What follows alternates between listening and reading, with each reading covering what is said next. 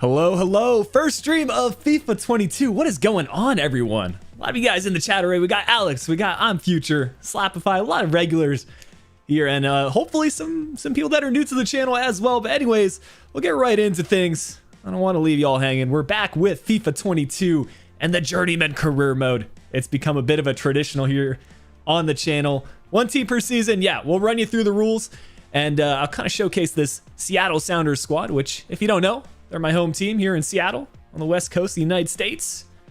But yeah, the purpose of a journeyman is essentially following the career of a manager. So really taking manager mode quite literally. So essentially, basically one team per season, trying to win as much silverware as possible. And at the end of the year, you review what job offers are available.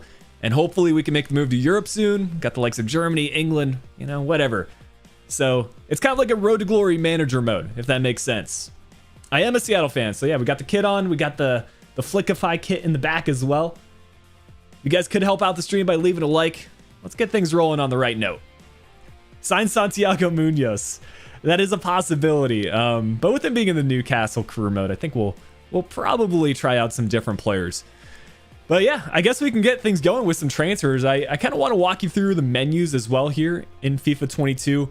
Not too much has changed since FIFA 21, if I'm being honest. You notice the background animation here on PS5 is a bit different. I don't mind it.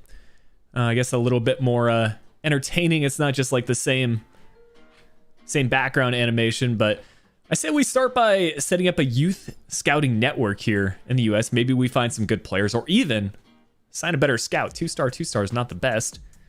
We got a 4-star, 5-star. We could wait for a 5-star, 5-star. Will I be creating a club? I think we will once the full game comes out. Right now we're still on the 10-hour trial, so I wanted to get things going with the save that I enjoy the most for the live streams. How much money are we talking? Plenty of money. Too much money, if I'm being honest. I don't know what it is about these MLS transfer budgets, man. 36 mil is just, it's wild. I think you need a player on the left and a center back because on the left your player doesn't have the best position. I'll tell you what, with this squad, left center back, I don't think we need an upgrade, man. Nuhu is like, just look at the pace, look at the physicals. Put him on a development plan, improve his defending. He used to be a left back for Seattle, but he's converted to more of a center back role. I think he's going to be one of the more popular career mode signings, at least from MLS. Just ridiculous, man. 23 years old as well, so still some potential. What's going on, Scott? A couple of mods here in the chat. Appreciate y'all being here. Next video, I'm hoping to be out on Sunday. For the Newcastle career mode. I'll also have a tutorial dropping tomorrow. That's the plan, at least. So live stream today, tutorial tomorrow, Newcastle career mode on Sunday. But as far as transfers go, I think Seattle's transfer policy is a couple of things. They like to sign former players. They just brought in Freddie Montero back to the club after I think like a 5-6 year hiatus. The main one in career mode, I know he's just transferred there, but DeAndre Yedlin, 27 years old, over at Galatasaray right now. Contract expiring in 12 months. Another former Newcastle man. Release clause of 7 mil. So if we want to sign him, you know, it's definitely within our transfer budget. But outside of that, I think maybe signing like a prolific attacker here from MLS. Seattle also signed a lot of players from the Americas, so we could look at South America, maybe some Brazilian talents. We've got João Paulo here, Brazilian center midfielder. And then I think they recently just signed this guy, Chu.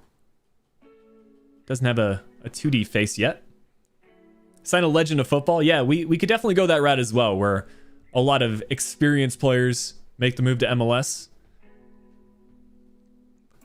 Who do you guys think fall under that category? You know, Zlatan's doing well at Milan. Any players that have kind of like fallen out of their first team that used to be legends of the game? I think that would be a good shout.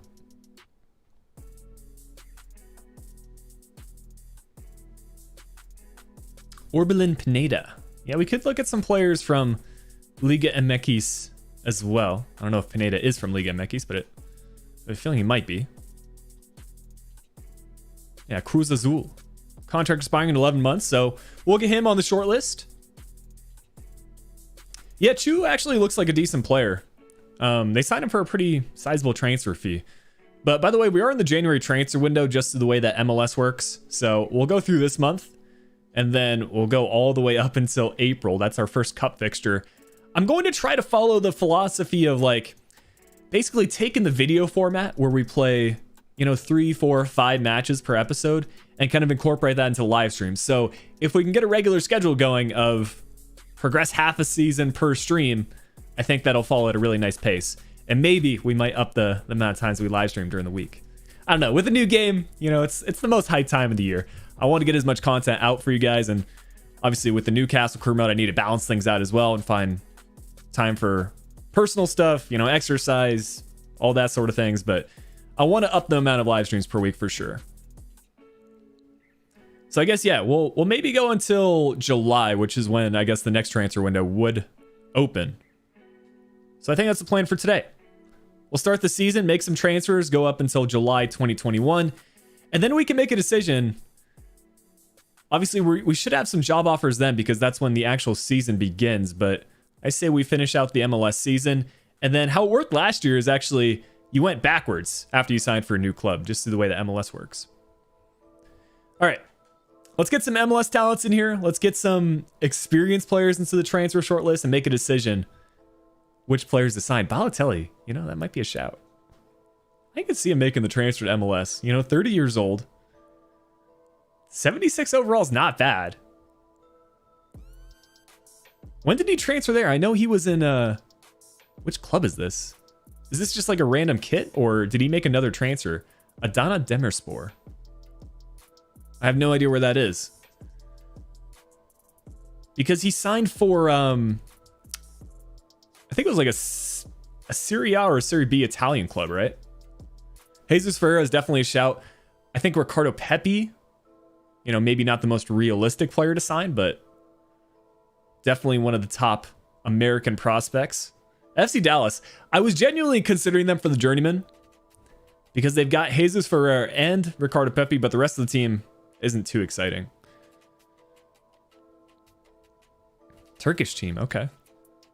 Fair enough. Do I have any pets? I do have a pet, actually. To my left, my family recently got a puppy, so this is kind of a test stream to see how she behaves.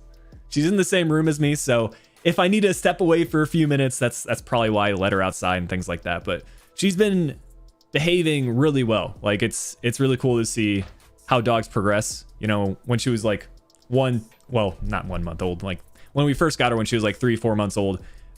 Yeah, she didn't like being in her kennel, but now it's kind of her happy place. So it's nice I'm able to take a little bit of time away and live stream, record, things like that. One of these streams I'll definitely show y'all. Matt Miazga is a great shout. On loan at Deportivo Alaves, though. Show Iniesta if he doesn't retire that year. Yeah, let's check out some of these high overall players and see if they actually are retiring. So Iniesta is eligible to be signed. Player for the history books. Let's take a look at Zlatan as well. He is indeed retiring. I'm doing a couple of tests off stream, you know, to see kind of how regens are working this year. And yeah, 39 years old. Zlatan has retired more often than not first season. But I've had a couple of saves where he actually kept on playing. Made a post this morning about Messi's regen, who was available as a free agent. Yeah, Kyle Larin. They must not have updated his picture in years, because when was the last time he played for Orlando City? I think like 2-3 years ago. He's been at Besiktas for a minute. Hulk is not in the game. This is season 1. This is like, we're just starting up the live stream, just starting up the saves. So yeah, I'm pretty hyped for the Journeyman career mode. It'll be interesting to see where we go next. I think last year, what did we do? We started to MLS and then we went to Hamburg, which was actually a really good move in my opinion. Hamburg is really underrated as far as Bundesliga road to glories go. I feel like they're overshadowed by Schalke, but a lot of people forget Hamburg is actually one of the most historic Bundesliga clubs. So, and even in like the early 2010s, they had, I think it was Van der Vaart, Heung-min's son, played there for a bit. I don't know if we need a goalkeeper upgrade, but we've got another player who Used to play at Besiktas. He is at Liverpool. It's Loris Karius.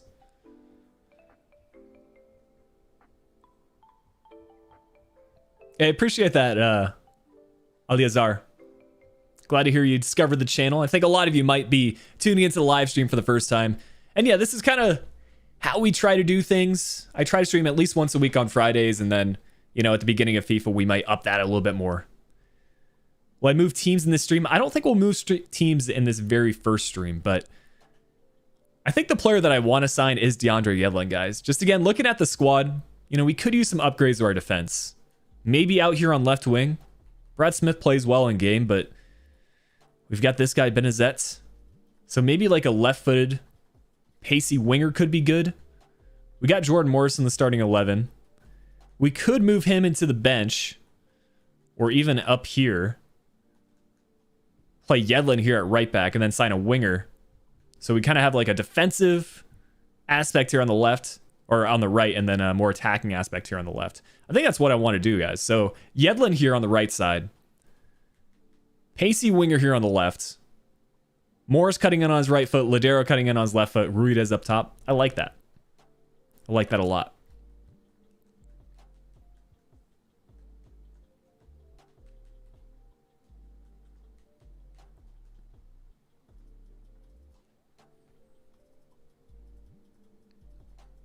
But yeah, if you guys are tuning into the stream for the first time, feel free to subscribe to the channel. Lots more video content, live streams coming this year. I think we're already scouting out Yedlin, but let's take a look. 12 days remaining. We could just pay his release clause, but we'll wait the 12 days. And then I think afterwards, once we get that full scouting report, we'll make a decision on what other players to add to the short list. I think I'm going to wait on a... Yeah, you know what? Let's just sign the 4-star, 5-star. Why not? Get some scouting going right from the beginning. What are you guys saying for the country? Should we look for players from the United States? Should we look at England, Jamie Tart up front? I'm not going to lie. I think AFC Richmond Create a Club will be a video this year. I just watched episode 10, season 2 of Ted Lasso. I don't know if there's going to be another episode this season. I feel like for anyone else that watched it, it doesn't exactly leave it as a series finale. So usually there's 10 episodes in a season, or a season finale. Jesus Ferreira is indeed on the transfer short list. I like Falcao as a shout. I didn't know he moved to Spain, back to Spain. It's an interesting one. I think it's got to be a US scout for this first one. I'll tell you guys what though. We'll I've heard 3 months actually gives you back best results, so we'll do that. 3 months looking for... The big question is like what the best kind of player to sign is. Like technically gifted. Last year that gave the highest evaluation players. Physically strong, kind of played the best in game. American wingers could be good. Usually that gives you back a pretty pacey player. Sometimes strikers as well. I'm gonna try technically gifted for this one. That's part of the fun for live streams, is that we're able to kind of get an idea of those like fine details, right? You know, you need to just put in the hours to find out what the newest tactics are for the latest FIFA. So we'll set up another network here in a country for you all to decide, and then we'll maybe look for a physically strong player. Could do Mexico. A Dani Rojas. Indeed, indeed.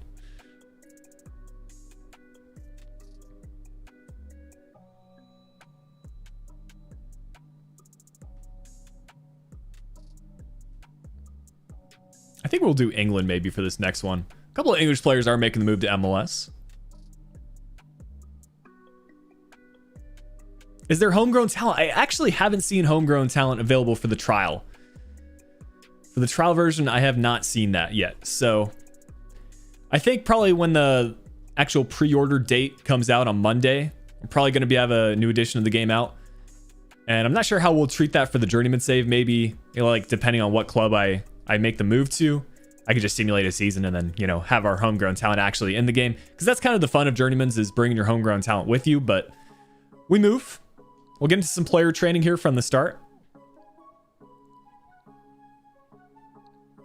There have been a couple of new features where you can bypass player training, which is an interesting one. The downside to that, though, is that you need to go through all the drills. So like playing through all the drills for each day, it's a bit annoying to do if I'm being honest, but we'll do these ones. For the player training, I like this lit up because you get 2, 5, 10. So basically all your outfield players are able to get training. That'll get you as close to full sharpness as possible before the start of the season. But yeah, we'll go through these drills real quick, do some simulation, and make some signings here. Yeah, any other Ted Lasso fans, let me know who your favorite player is from the series. I know the, what was it, the Emmys that just happened? A couple of actors and actresses from the series got awards, so that's pretty cool. Roy Kent's an interesting one. Because he's like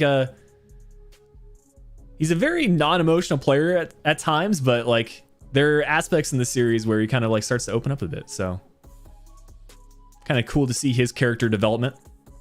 Ted Lasso does a good job of that. You know, it's a very simple series in some senses, but also very deep.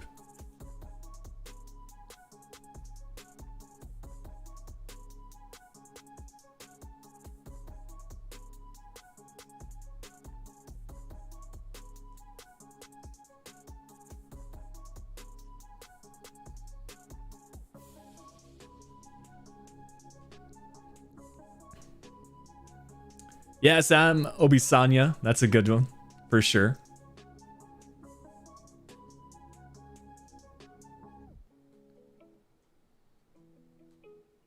Yeah, he's definitely become a more interesting character in Season 2, in my opinion. Definitely a lot of plot twists this year. No spoilers in the chat, though. I know what you're talking about, though, Scott. What's going on, Ryan? Welcome on into the stream. What are you guys' thoughts, though, for live streams? Would you want to see some Ultimate Team content as well? I am on another account, the Flickiify Road to Glory account. Maybe we do a no FIFA points Road to Glory. I think that's how I'd probably treat it.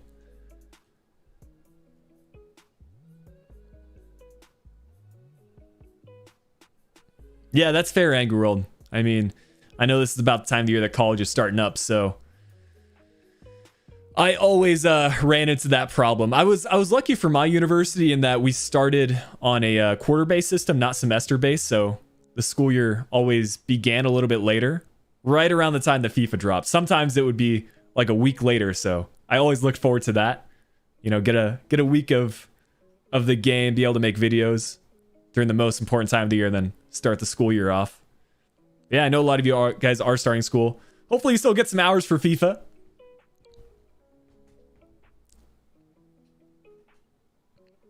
Here is Leo Chu. I don't know if we're going to get an A this time around.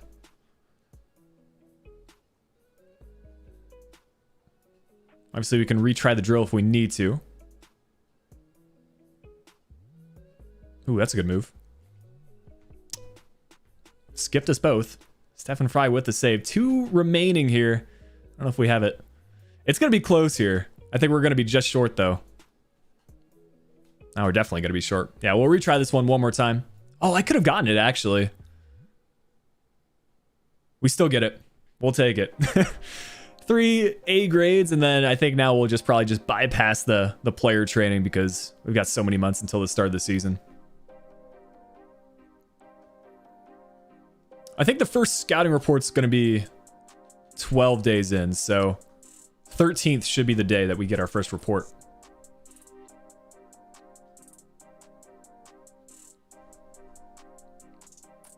Let's see. Interest in Pineda from Liga MX Cruz Azul. Approached by Fiorentina. I'll tell you what, a Fiorentina career mode or maybe a Fiorentina realistic rebuild might be on the cards this year. I think Marseille, I'll have to do another video on them. We did a career mode with Marseille in FIFA 21, but you know, the signings they've made in the last transfer window have just been incredible.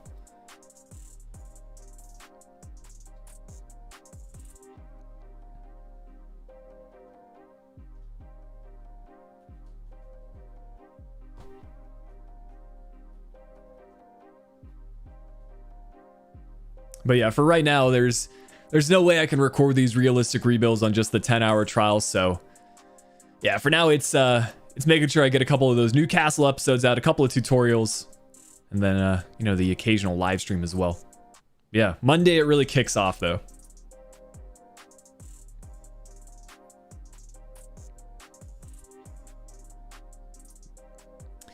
Okay, we'll sort by overall. Andres Iniesta, top overall player. Pineda, Balotelli. I kind of like the shout for Balotelli, but I don't know if we need another forward. That's the thing. That's the only thing that's stopping me. But we have the budget for it. 6'3", 4-star, 4-star.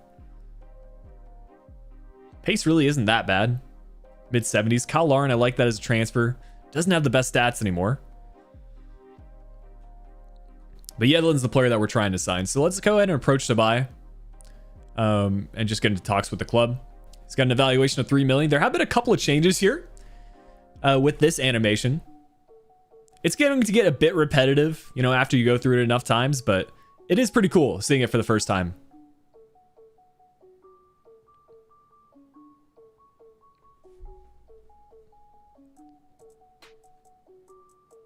See, this stuff is like super realistic because that's an actual pickup of CenturyLink Field. Or what do they call it now? Lumen Field, I think, is the name now.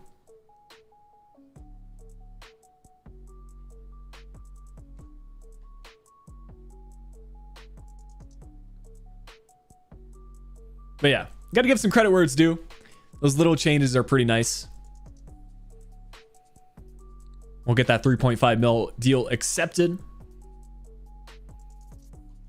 Now let's see where the atmosphere for the player talks is going to be. Sometimes they have it in a cafe again. Sometimes they're in the manager's office. Yeah, the new Flick manager model. That's right. We might take a look at the things you can customize. There are some new hairstyles this year. I wish there were a couple more outfits added, honestly.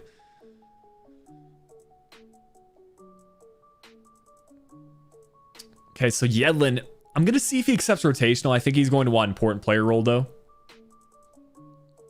He wants a crucial player role. I mean, I guess we have to do it. Realistically, important and crucial is what he's going to be. We'll do a 3-year deal up until he's 30. We'll deny the release clause and see how much he's going to want for budget. Let me see actually how much players are on for wages from the start. So wages, we're probably talking about 10 to 15K. I think we could probably get away with.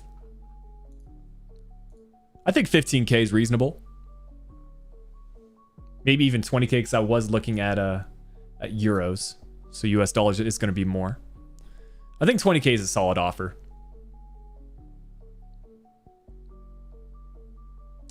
Yeah, Beal Bus, I saw your suggestion. I'll go ahead and get him in as a transfer target here in a second.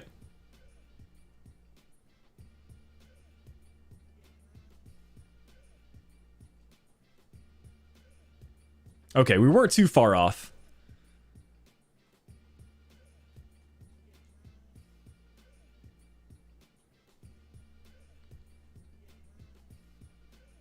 So yeah, that's one player signed. Let's go ahead and update Yedlin's squad number while I'm on the topic. Maybe convert him to a right wing back as well. Let's see. It's only going to take him 2 weeks to be a right wing back. 214 weeks as a right winger. So yeah, we'll do right wing back. And then update his squad number as well.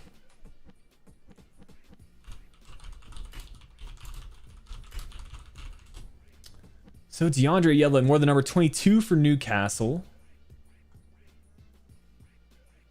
12 for Sunderland. He wore 17, 2, and 17 for the Sounders. Where's the number 2 for the United States? I think we just keep him on the number 2. We'll just do that. So all good there.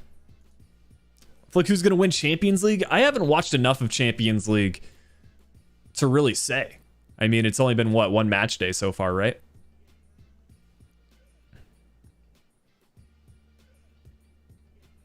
Is there anything new with Kurma this year? I mean, I'll talk you through the changes that I've seen so far. So this is what I was talking about earlier, the manage interruptions. Basically, you can customize whether the game stops when you receive an email message and you're going through the simulation from this main hub. Same thing with training days. So I think the ideal situation would be stop on the email messages because those are usually pretty important. And then training days best would be bypass. But like I said, you need to go through each of the training drills, get an A if you really want to maximize player sharpness. Because they're randomly going to select what drills you do. They're not going to just select the ones you've gotten an A graded from. It's a bit unfortunate. If there would be another filter where you could only pick from, you know, the grades, the drills that you've actually done, that would be ideal. But that's kind of been the setup I've been using. And then doing a couple of training drills off of stream and off camera. But let's make that change here. It's a -2. If we move them backwards,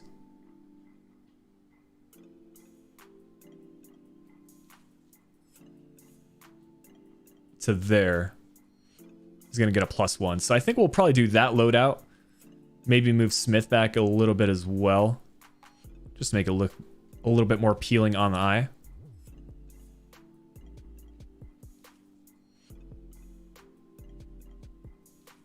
So yeah, something like that.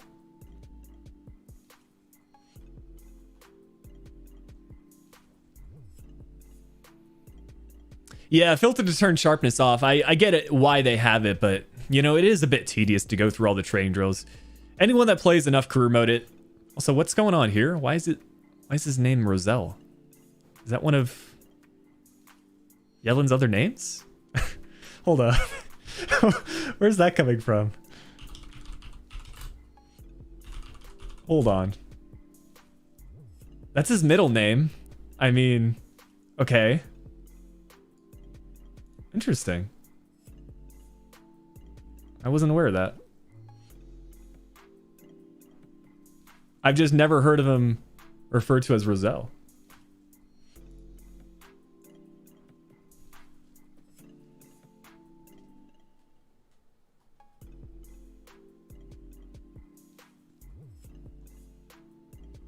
Ooh, Christian Roldan. Do we want to reflect some realism in the save? Hold on. This is interesting, man. I feel like Christian Roldan is one of the players that are rising through the ranks of I would say the U.S. men's national team. He's becoming more and more important of a role for them. Also here at Seattle, he's a crucial player. He spent his entire club career with the Sounders. Maybe if they meet his release clause, get Atiba Hutchinson. I know he's a bit of a Besiktas legend, right?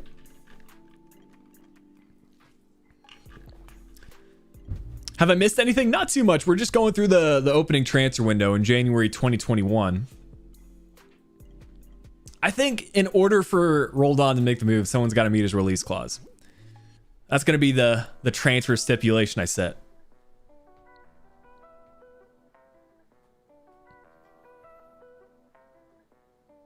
So I'll go into talks here with Wolves. What was it? 12.6?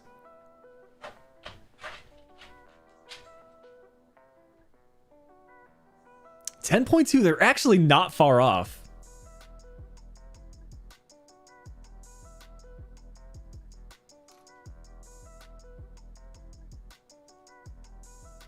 I want to at least get a couple of matches with Roldan. Zach, I tried to get through all the comments. Obviously, when there's a lot of them, I sometimes have to miss out on a few. But yeah, usually I see most comments.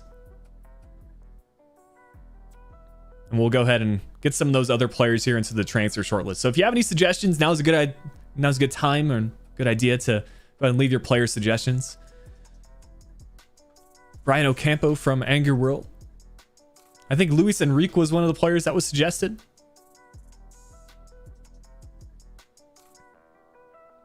What a haircut here.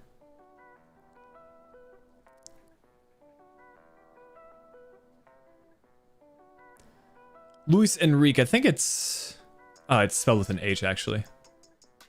Yeah, the right winger from Marseille. Oh, he's actually got a player face, showing great potential. So that's good news. Has he gotten a potential upgrade? Because I know he used to have, like, when he was first transferred to Marseille, he had like 86, 88 potential, something like that. And then it got downgraded over the course of the FIFA. Let's see, Luis Enrique. 74-82, not bad. Not bad at all. 3-star, 3-star. Good pace. Yeah, Marseille crew mode, man. Honestly, I think that's got to be one of the top options for Ligue 1 this year. It's got to be, man. Real stadium in-game. Like last year it was good. This year I think it's even better. We got the American.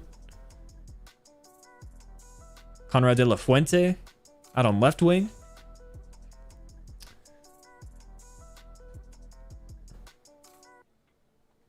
Any other players we should get into the short list here? We've got a lot more funds to work with. A Pineda move did happen to Fiorentina, by the way. I think a left winger would be good. Ideally one that's left-footed. Either a left midfielder or left winger. Left-footed so he can send in some crosses. Ideally someone that has some alright defensive capabilities as well. So a left wing back, left back isn't out of the question. As long as they're attacking minded enough.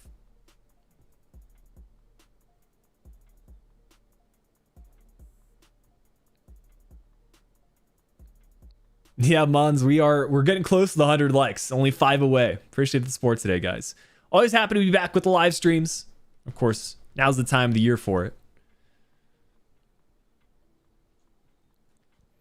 You know, maybe later on we'll on another day we might do Create a Club or one of those Flickiify Road to Glory live streams. We'll take a look at some other American prospects. Timothy Weah, we won't be transferring in, but 20 years old. Still over at Lille. It'll be interesting to see how big of a role he plays for him. I think he was kind of a squad rotational striker last year.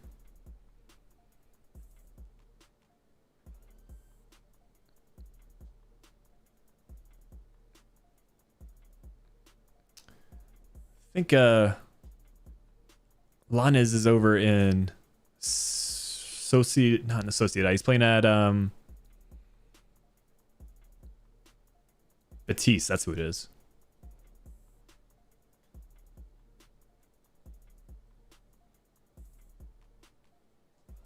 Diego Lainez. That's who I was thinking of. I think he could be a decent signing. Overall, might be a bit too high for MLS.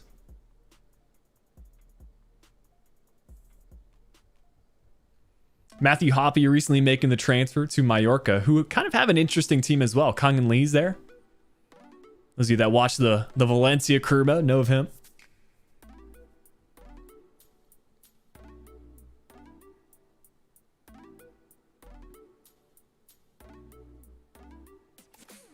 Yeah, is that Holland's brother that's suggested? Albert Braut Haaland. Yeah, he doesn't seem to be in the game yet. Same with the Dortmund striker.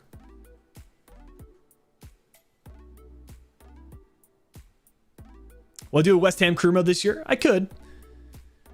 I never did one last FIFA. They were definitely one of the teams I was considering. If I did one more Prem team for a crew mode, I think it would have been West Ham. All right, we got that yellow position change done.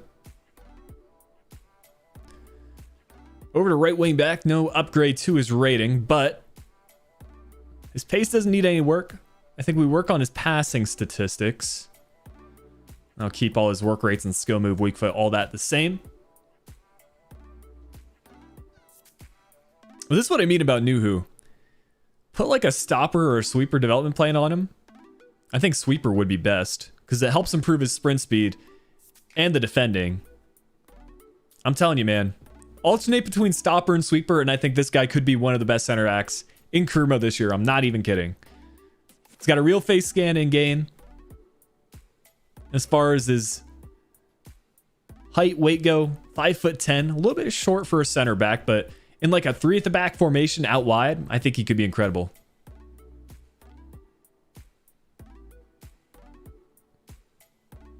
Yeah, I think it's probably going to be like November. I think Moukoko turns, was it 16, 17? 17, I think it is, in November.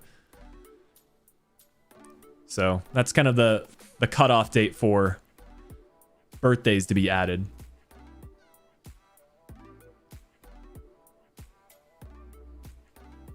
All right, so if we do want to make any more signings, it has to be on transfer deadline day. I think we're pretty good with this team. We'll save some funds for future transfer windows. Maybe sign up one more youth scout. I think we may as well just fire this 2-star one. That way it'll open up one more scouting option.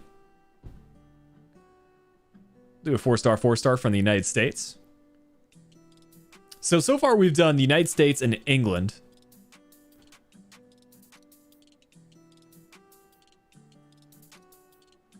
What do you guys want this last youth scouting network to be? Could do Canada, could do Mexico. It would actually be interesting to see what some of the top 4 nationalities are. I was mentioning how Brazil is a pretty common country that players sign from Sounders for. Let's see.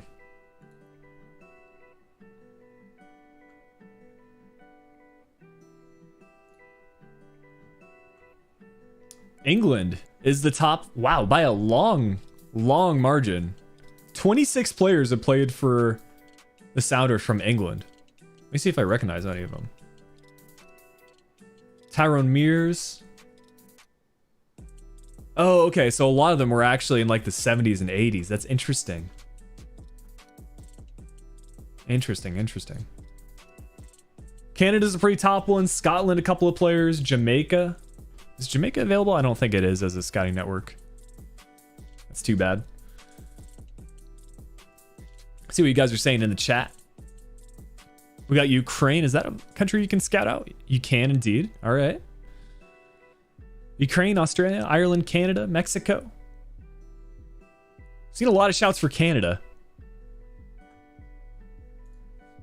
I think we'll do Canada for this third and final scouting network. We'll switch it up in July. Also, what kind of player? We've got technically gifted and physically strong players scouted so far. Should we look for a winger? Maybe someone that's Alphonso Davies-esque? Zako, only signing so far has been DeAndre Yedlin. I'll showcase the squad here in a second. I do wish there were more countries in the Americas. For sure.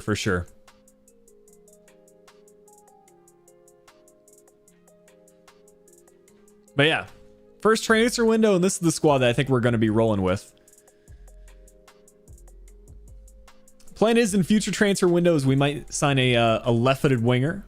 But for now, we'll kind of get an idea of how this squad plays and kind of go from there. I think this is a team that's fully capable of winning the MLS Cup, which is kind of the system we have here in the United States. Different to Europe, where, you know, we go through the course of a full season and we've got 2 different conferences. So Sounders are in the West. These are the rest of the teams. You got like Austin, LA Galaxy, LAFC you might recognize.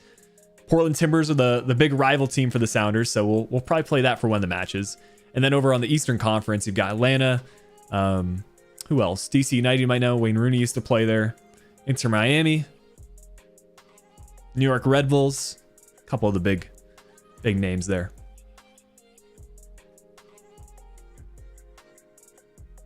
Let's take a look at some of these monthly scouting updates.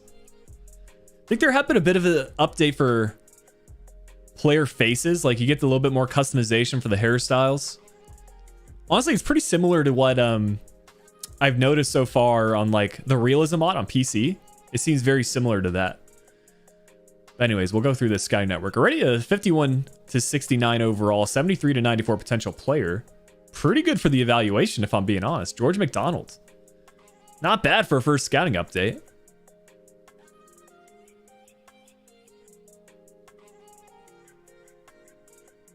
$90 potential's the minimum that I'm going to be signing players from. So, ooh, yo, Caleb Sharp.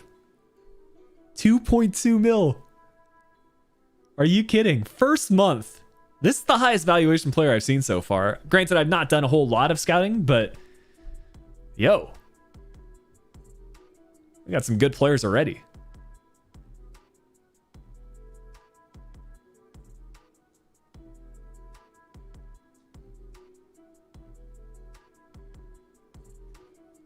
Let's take a look at these players, actually. 63 overall for Caleb Sharp, a right back / center back. Might even get an upgrade if we convert him to center back. 60 pace is a bit low, so his physicals are really good. His dribbling's decent. He would make for a good right back.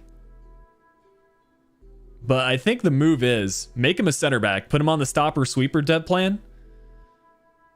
Because his passing and dribbling is very close to being fully functional as like a when he reaches his full potential.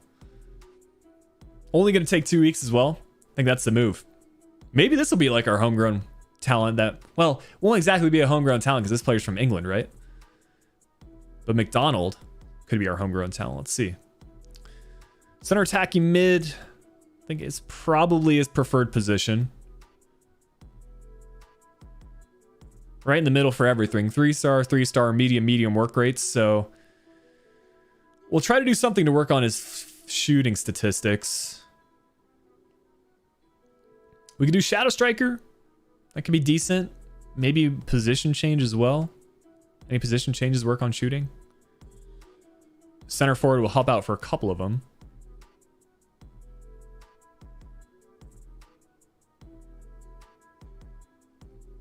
I think we put him on the center forward for now.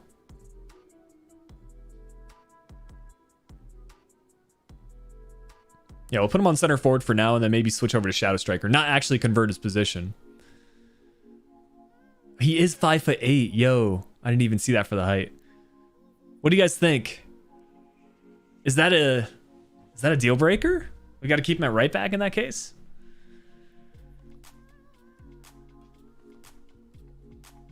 That's a shame because he has all the right stats.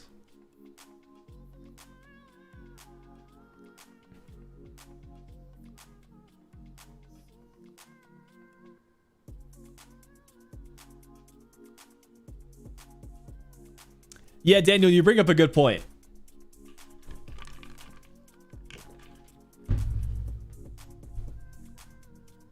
Is that the case? Like, for example, let's say if I'm trying to think like what the max age for to have players in the academy. We could treat them as like players in the maybe we could treat our youth academy as like our USL side. Ooh, CDM could be a shout actually. Yeah, if you want to go for ultra realism, maybe just do your scouting network in United States, but it's kind of fun to scout out other countries. You know what I mean? CDM or CM could work. I think CM might be a shout. Work on his shooting. The attacking positioning is what is letting him down. The rest of the shooting stats aren't too bad.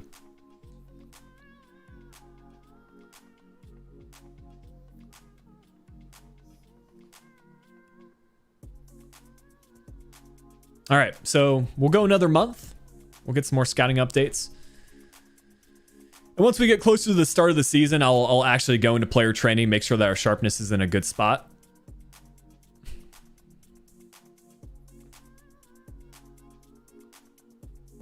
Yeah, CDM or CM, I think, is the move.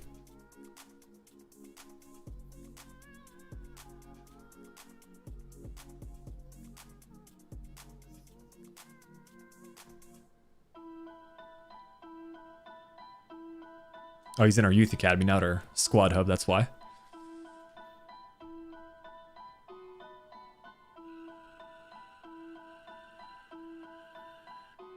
Yeah, CDM's actually only going to take 4 weeks, so that's a good shout. We'll do CDM 4 weeks, and then that will probably take less time for him to be a CM.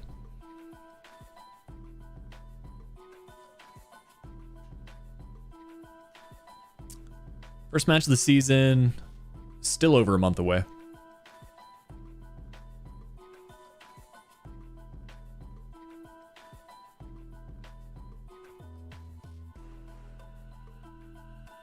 Yo, these scouting networks are coming through, dude. Christopher Jones, 45, 63, 72, 94. Another right back. I'm telling you. Nathan Nelson, another great name. I think we finally found a striker.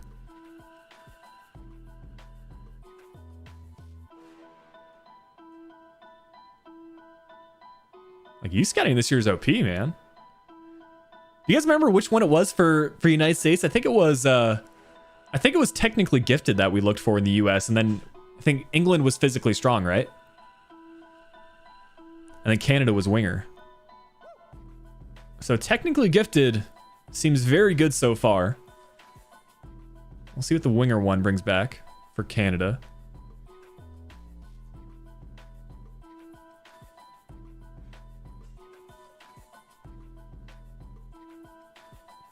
Hey, I appreciate that, Chippy. Always nice to hear some supportive comments in the chat. Yeah, technically gifted is the way to go, guys. I mean, the number of players that we found from the US, granted, I think that's one of our better scouts, right? It was 4-star, 5-star. Yeah, technically gifted. These two are the exact same scouts, so they're both 4-star, 5-star. The technically gifted one brought back so many results. Physically strong. Granted, the player that he did find was really good, right? So that's something you need to consider. But it seems like technically gifted, physically strong are the two to go for, again. So not too many changes to youth scouting, from what I can tell. All right, we'll probably get until maybe 17th, 24th. I'll get into some player training. We've got a couple of players that I think are on 0 sharpness. Roldan and Yedlin are the two that we really need to work on, along with Smith. I don't know why it is, man. It's a bit unfortunate because you've got all these players that are basically on full sharpness. So these are the ones being selected for drills, along with Montero. You know what I think it is? It must have something to do with the original starting 11, because Montero used to be in the starting 11.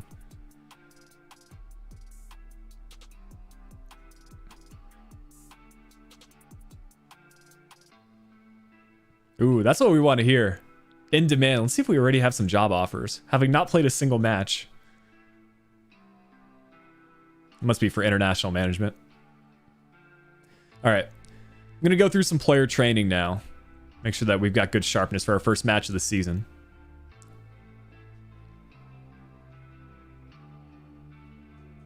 Yeah, that's basically what we need to do. Just do defending scenarios for the two that are on really poor sharpness.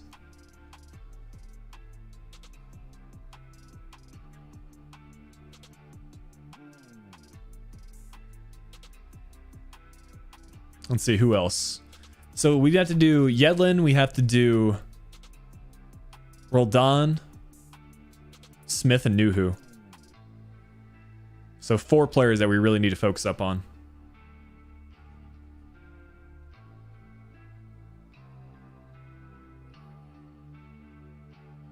Actually, what we could do is we can just have...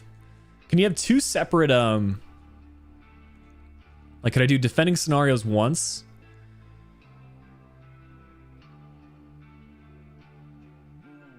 Oops.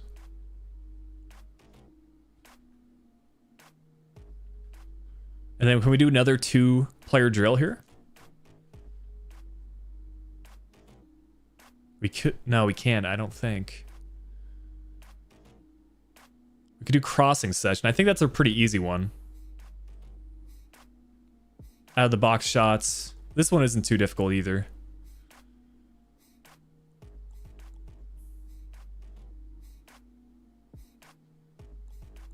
Granted, we have center backs doing this one, but it's not too bad. Mbappe did the Sounders. You, honestly, give it a couple of seasons. If you're on loose transfer talks, you might be able to pull it off. Just do a lot of youth scouting and let your players go.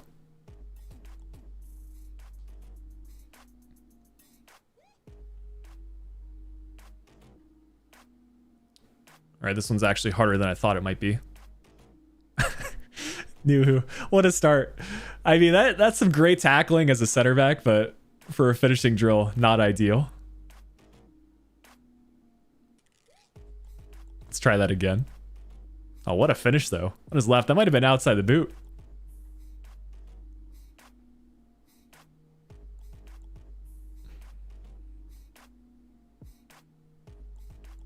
You know what that looked like from Nuhu? That looked like a American football tackling drill.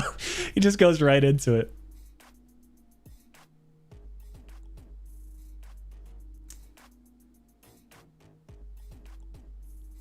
Yeah, we're not going to get an A on this one. Absolutely not. Especially with a keeper now. Just not going to happen. All right, we're going to try crossing sessions later.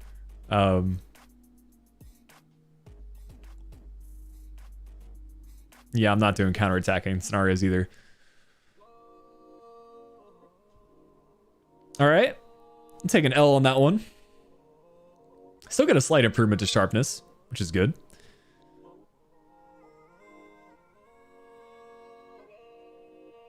Yeah, the manager is actually on the training pitch now, which is kind of nice. Good touch from EA there.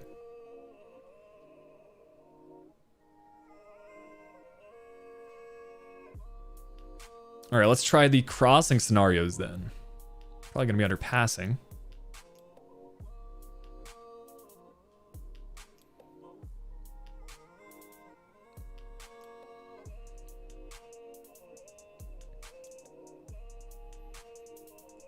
It's probably more suited to fullbacks anyway.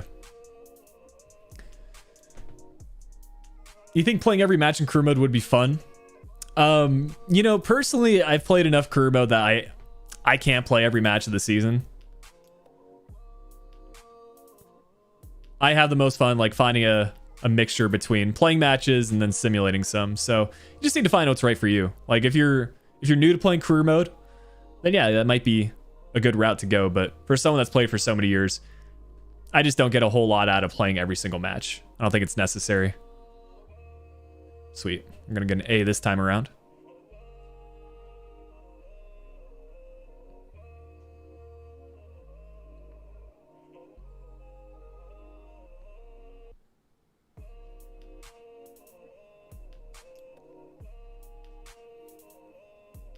Another thing would be nice if you could just preload your previous training drills. That would save so much time as well.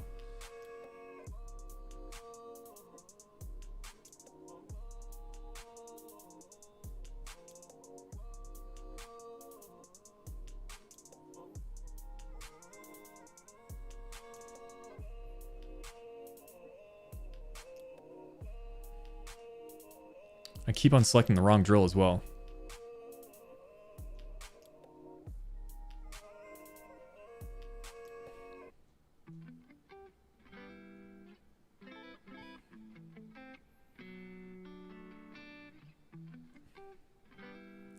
Am I doing a Celtic realistic rebuild? I think some Scottish League rebuilds will happen. See, why do we only get a +7 to sharpness here? That's my question. Like, why do we get a +12 on the defending scenarios and only a +7 on crossing session? It doesn't really make sense to me. Because they're both the same.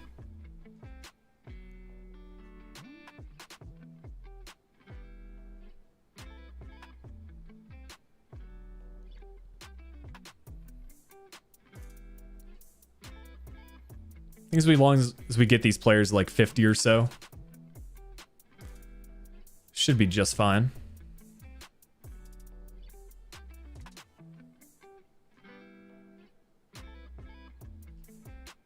Let's see what we get for sharpness on that one. See if we get a +10. It's kind of broken if you ask me. Like, why do I get a +7 on a 2-player training drill and I can get a +10 on the 3-player training drill? It just doesn't make sense. We got that sharp position change. Got a stacked youth academy. Let's clear out some of these players. Anyone that's less than 90 potential is not making the cut. This man's got a full beard at 16. Any guesses for Caleb Sharp? Right back to center defensive mid. The defending's good, the physical's good, dribbling's pretty decent as well. I think an upgrade is definitely going to happen. Just a matter of how much. Because it's an easy drill? Yeah, I would agree with you.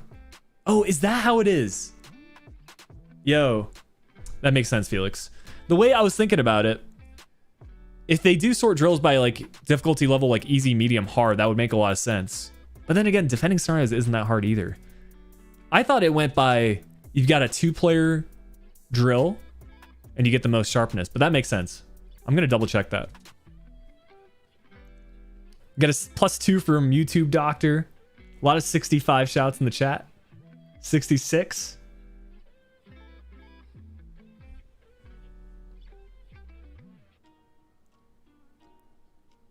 Was it 64? Did anyone actually... Stevenson, the only player to guess 64, but he did say 63 earlier. So yeah, 63 is 64. Not too bad. It's going to take him 73 weeks to be a CM. So, a couple of options. We could put him on the defensive midfield depth plan. Keeps his work rates the same. Get a massive improvement to pace, defending, and the physical.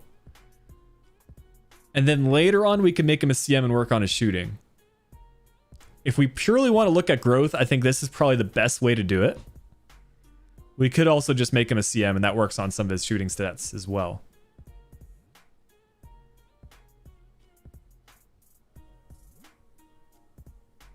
What do you guys think? Yeah, I know it does take him longer now, as a from a CDM to CM for whatever reason. Depth plans are a great addition, don't get me wrong, but there are a couple of like minor details that need to be adjusted, and hopefully, that comes over the course of the year. I think we start with defensive midfield.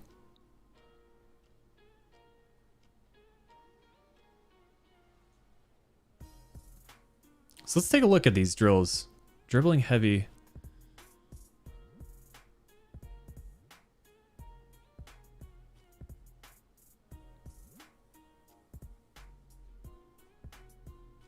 Yeah, so that's how it does work. There's light, heavy, and regular. So I guess the heavy ones give you the best chance for upgrades. Fair enough. Learn something new. I mean, training drills have been in since FIFA 21, and I never knew that. But then again, I always do the same 3 drills.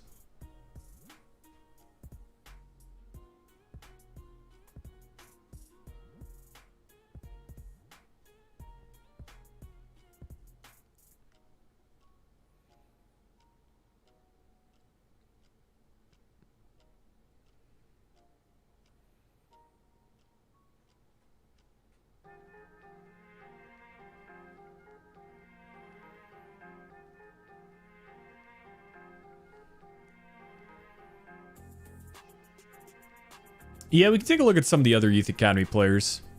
See if anyone's due for an upgrade. Maybe a position change as well.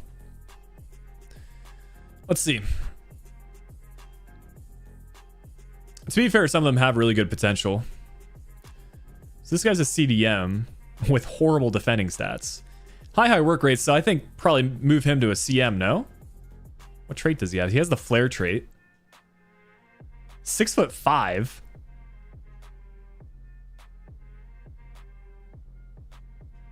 Yeah, I think he's got to be a CM. Maybe even a cam, honestly. His shooting stats aren't good, but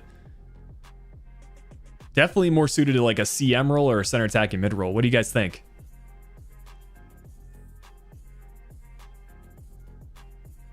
I think like a box to box, 6'5", high work rate CM. That's got to be the move. We're gonna get an upgrade.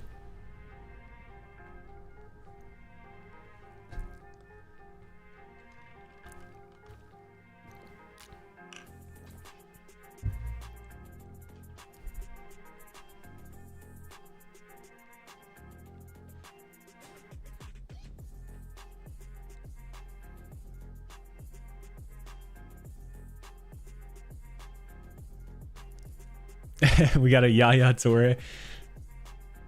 I mean, if he was from Ivory Coast. But yeah, Yaya kind of player. Maybe that was his like a footballing icon growing up, watching Manchester City play in the Premier League. I kind of like that storyline, actually.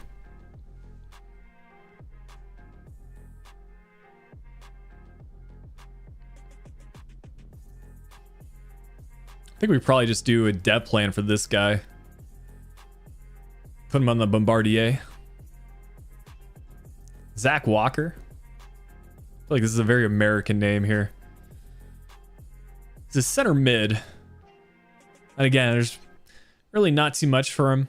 Just put him on a box depth plan, pretty sure, and he'll just get a slow upgrade to his pace, his shooting stats.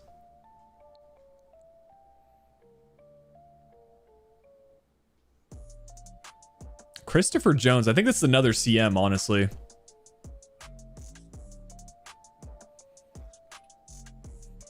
Could do CDM with like the medium high work rates, but his defending isn't the best. So a CM or a cam could be a shout. Let's do a cam for this guy. And then I think we've covered everyone. Just leave Nathan Nelson. And again, I think this guy would be better as a cam. We could do the Bombardier dev plan though. Yeah, 5-star skills will make him a cam.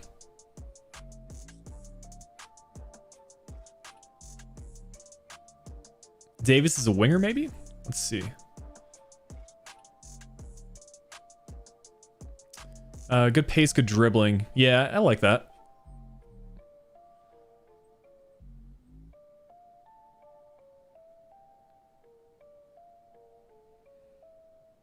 I think for our system, we want a right-footed player on the left. Well, it depends what role he's going to play. If he plays way out wide, he would be a right winger. If he plays in like kind of that central wide area, we want him on his finessing onto the far post. So I guess we'll start as a right winger.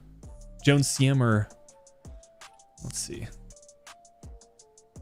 CM or left mid. He would be a right mid if we do that. We do have a cam already with the other guy, so maybe we make this guy a right mid? Right mid or cam? Those are the two to choose from. His passing is his best category, so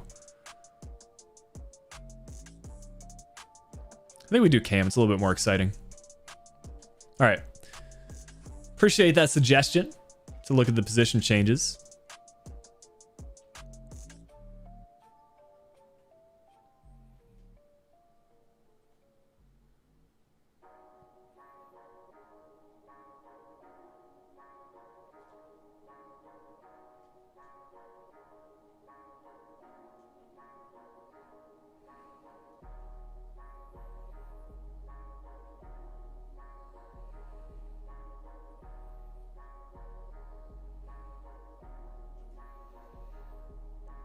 I will do a Create a Club career mode eventually. Right now, it's the only thing that's stopping me is that I'm on the 10-hour EA Play trial, so I wanted to start up the Journeyman save because it's one of my favorite live stream career modes, and then once I get full access to the game, I'll start doing some realistic rebuilds, Create a Club, things like that.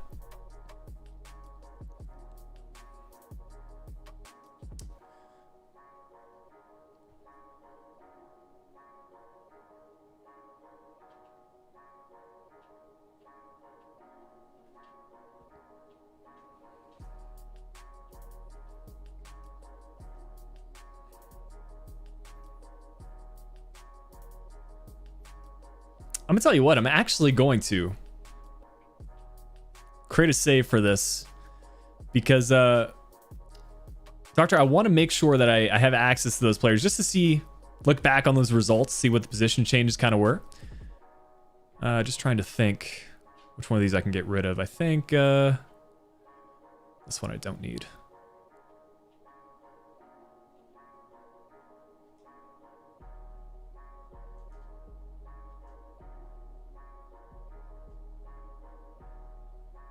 What teams do I have in mind for the first realistic rebuild? Great question, man. I'm tempted for like the first realistic rebuild to be a Create a Club, if that makes sense.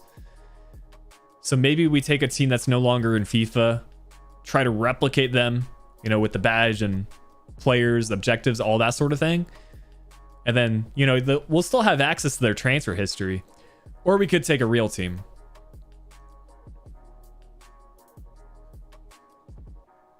I think Notts County is one of the big real club suggestions for a Create a Club. The reason I want to do a Create a Club is because it's a new feature. Naturally, there's a lot of more interest in that sort of stuff, so might have to go and do that, but we'll see. I know Juventus haven't had the best start to the season, so maybe they'll be a contender for a rebuild here one of these days. Some of these players, man, technically gifted is the way to go. Lewis Little, what a name. Palermo, yeah. Palermo's definitely in mind. Had some iconic hits back in the day. Plus, you know, we could easily, later on in the save, go ahead and sign players like Paulo Dybala, who used to play there, so. I think we already did this position change for Sharp. Final training. Let's go. Yeah, I think Palermo might be the first one we do for the realistic rebuild series. I'd have a lot of fun with that one. Fabrizio Micoli. I think Fabrizio's his name, his first name. But Micoli's another striker that was super good back in the day. So there would be a heavy emphasis on like you scouting it in Hilly, signing a couple of real players that are still in FIFA that used to play for the club, like Dybala. I think that's decided. There you go. All right, let's see who else needs some training here.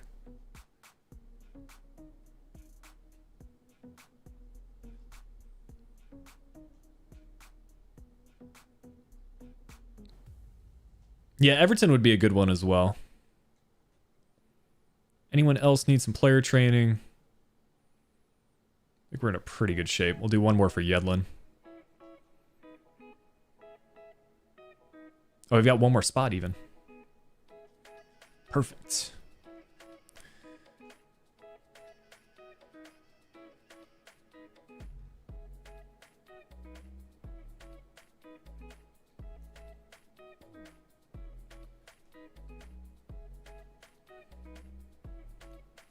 Yeah, Red Bull Around the World would be another interesting one. So Wolfie was doing a live stream. I think maybe on that same concept, Red Bull London.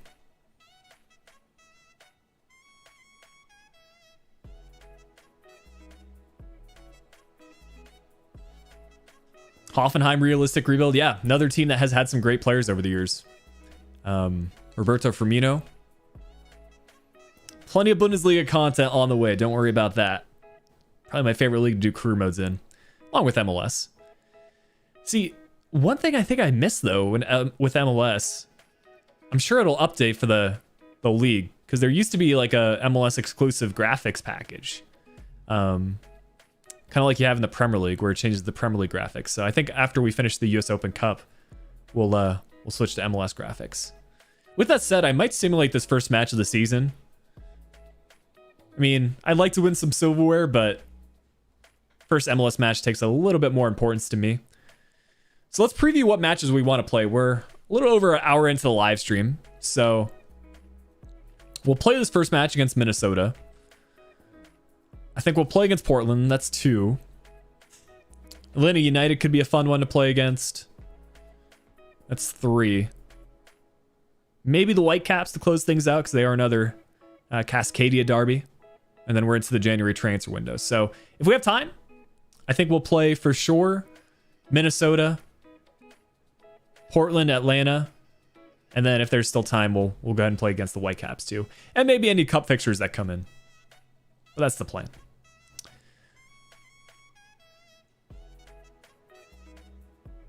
Yeah, LAFC is someone that I thought about as well. So we'll get into this interactive match sim. From what I've been able to tell, guys, simulations, like, results tend to go your way, man. I don't want to spoil anything, but the Newcastle career mode simulations definitely went in our favor.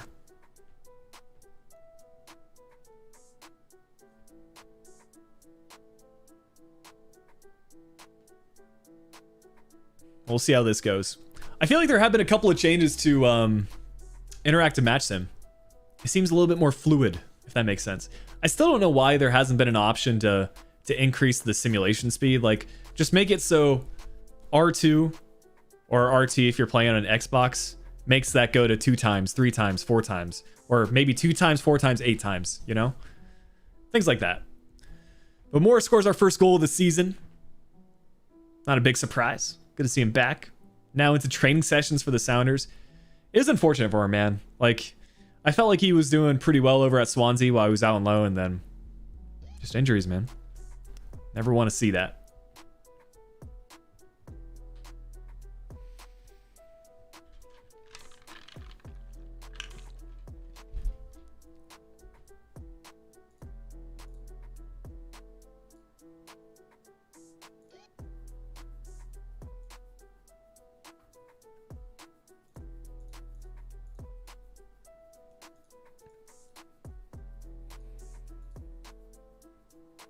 What are MLS matches like in real life?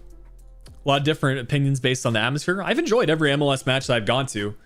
I've been to 2 different stadiums. I've been to a lot of Sounders matches. And then I traveled with some home fans. Well, I guess I traveled with the away fans from Seattle to Portland, which is like maybe a 3-hour ride if you're taking the car. Not sure if there's any bus or transit options. Maybe with like with a train you can go quicker, but yeah, it's about a 3-hour car ride from Seattle to Portland, maybe 2.5. And yeah, I traveled with a bunch of fans. That was fun experience as well. But yeah, I think MLS is a good atmosphere, dude. It's a league that, in my opinion, is getting more and more reputation each year. They do a good job with their media coverage as well for platforms like YouTube, Twitter, things like that.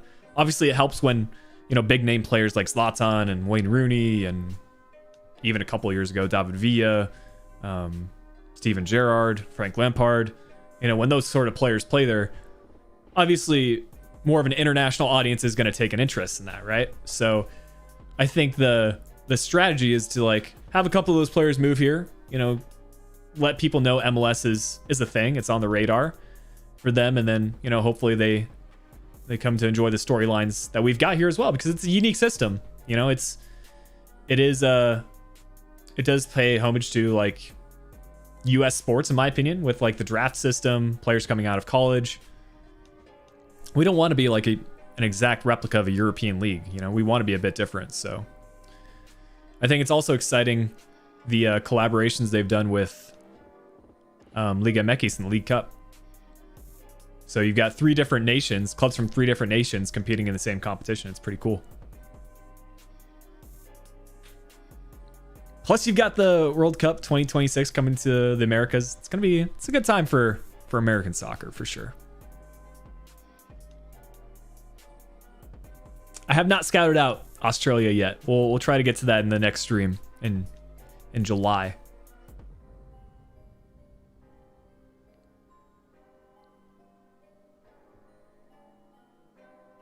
We had some pretty good players come through, Zacho. It was YouTube Doctor that came with a suggestion to change the position of the low overall players. And I think we've got some interesting results on the way.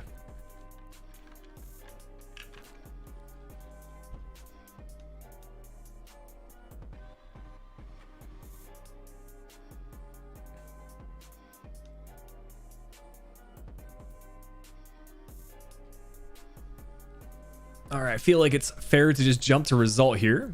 Stays 2-0. That's what I mean. Simulations just working out in our favor.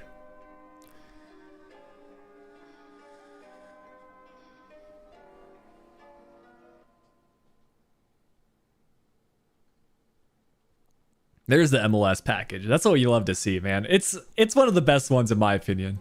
Just the color scheme. You even got kind of like that what would you call that? I guess like the turf pattern design at the bottom. It's pretty cool. Let's see if we need to do any more player training. I think we're pretty good though. So obviously you're going to get improvement to sharpness just by playing matches.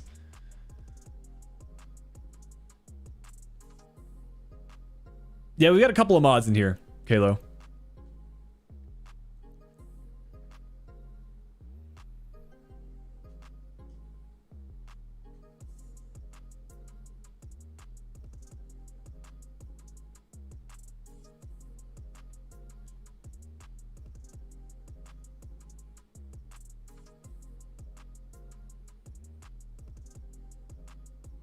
So we got 2 position changes ready to go.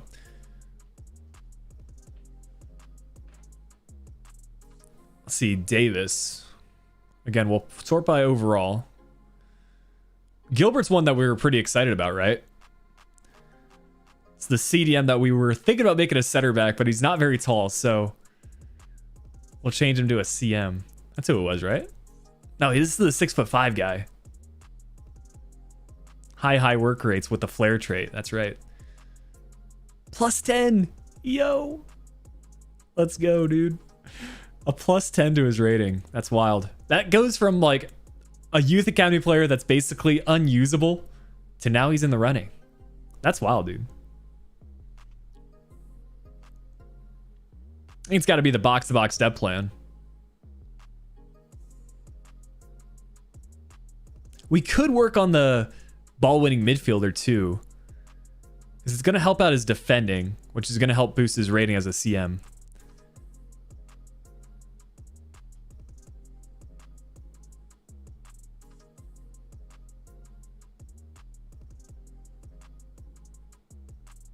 This could be a nice depth plan too, just not change his position. What do you think's best here, guys? We want to do something to help out his shooting stats. Even working on this striker one could be good. That's something I've done more and more recently, is just put them on a different position change and not convert their position. It's going to give you a lot more options. So like in this area where we want to work on our... I think, yeah, striker, center forward both look really good.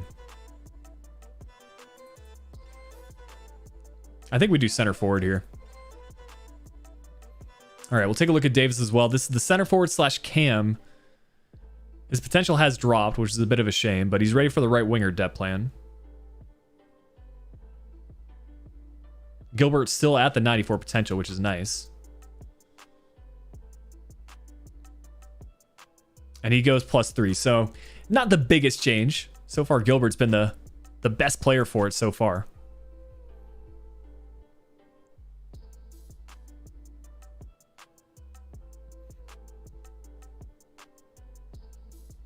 Unfortunately, Davis is probably someone that's going to be released from the academy here once we have to sign some more players up.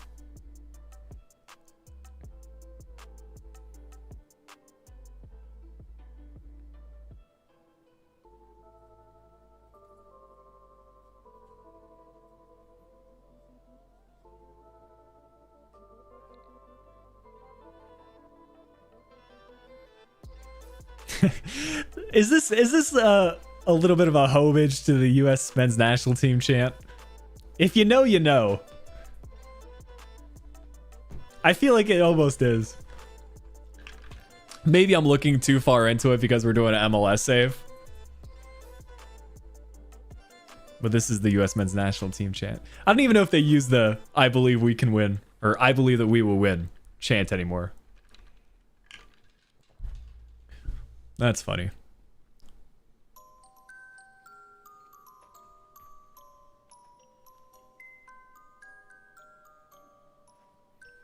All right, we'll get into this first match of the season, though. Minnesota United. We'll try to start our MLS campaign with a dub. Looking at the settings that we're using, I think kits are just fine. Game settings, I'm playing at CenturyLink Field. Player-based difficulty, I have turned that on.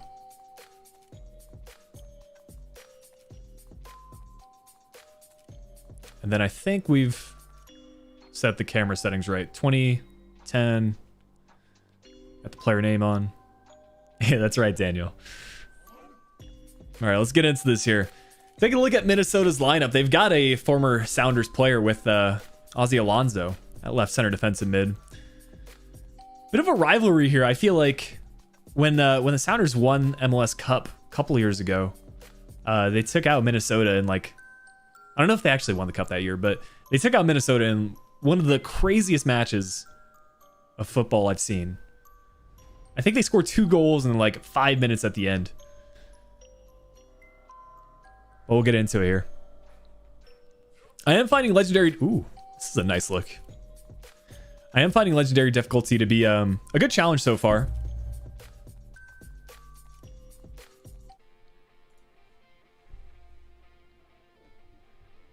First time seeing CenturyLink. Why do I keep calling it CenturyLink?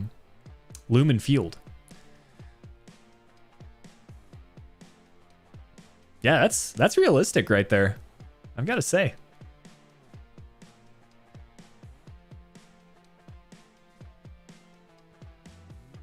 Jordan Morris's face scan looking nice. Raul Ruiz as well.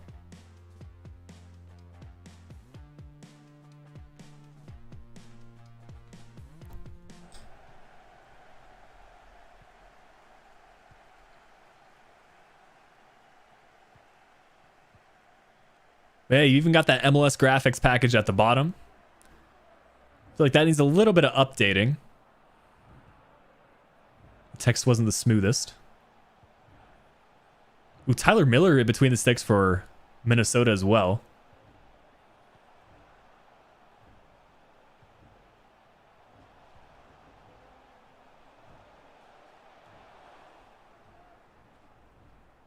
Score predictions in the chat, guys.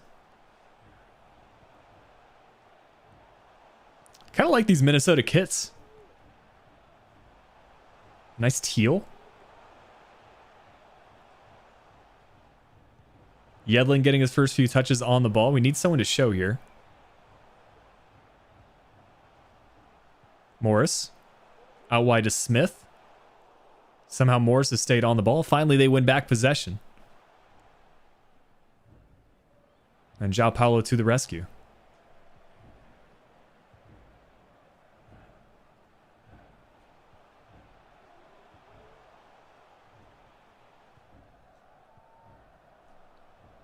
Redis.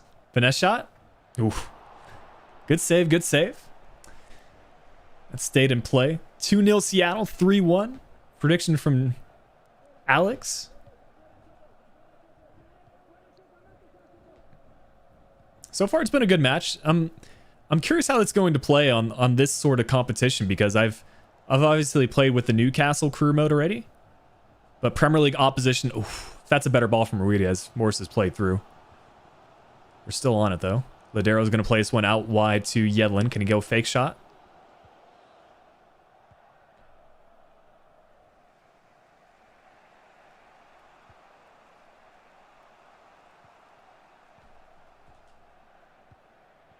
Good defense here.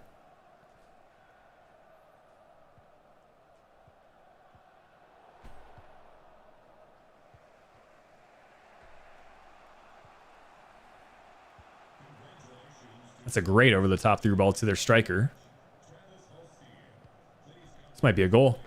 Oh, good block and a nice deflection from João Paulo to the rescue, man. He's been tracking back a lot as a CM. That's worked out well. Morris is going to place one wide. Smith getting involved in the attack. Right now, I'm not really digging the Sounders' tactics in FIFA. Usually, I like the 4-2-3-1, but it's just like there's not really anyone getting open. No one's showing for the ball. What's going on, Janos?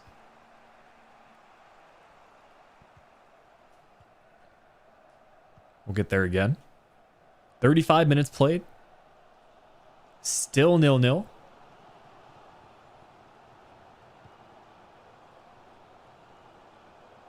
Here we go. A little bit of pace here for Ladero. Can he find the pass? He can. Ruiz. What a block from the Minnesota United defender.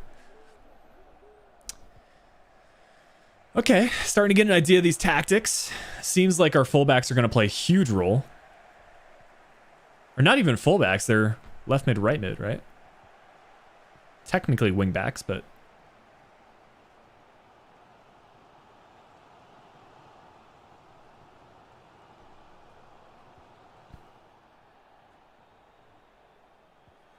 I think some updates to instructions might be needed in order to get the most out of this formation.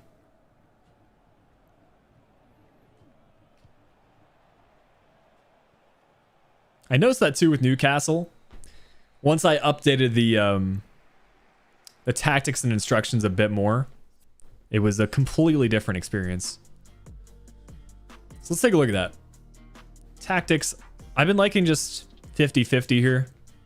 Build up play. I am kind of liking the long ball tactic for Newcastle. I'm not sure if that would work in a 4-2-3. What? 3-4-2-1. What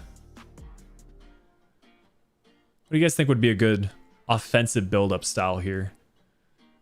Maybe slow build-up.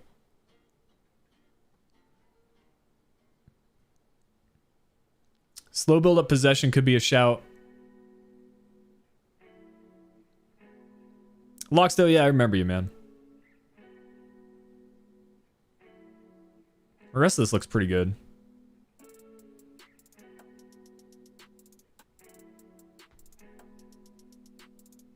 Let me take a look at these instructions too. we want him to get back on defense.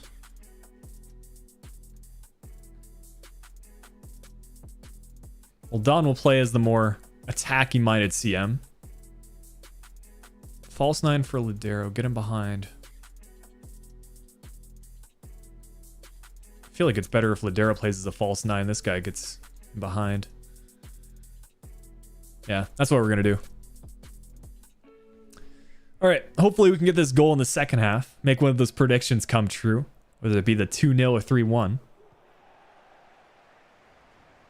Yeah, that's what I mean. Morse with instructions to get him behind is the way to go. Wasn't the best fake shot there, but I think that's how you get the most out of Jordan.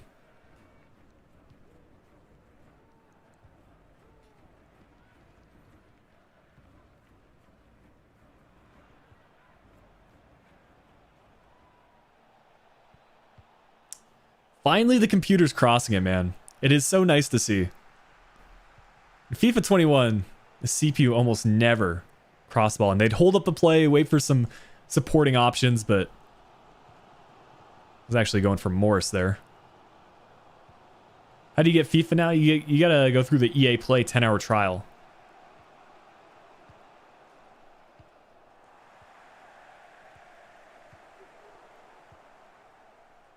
This could be bad. Oh, Stephen Fry, safe hands on the near post. Well done.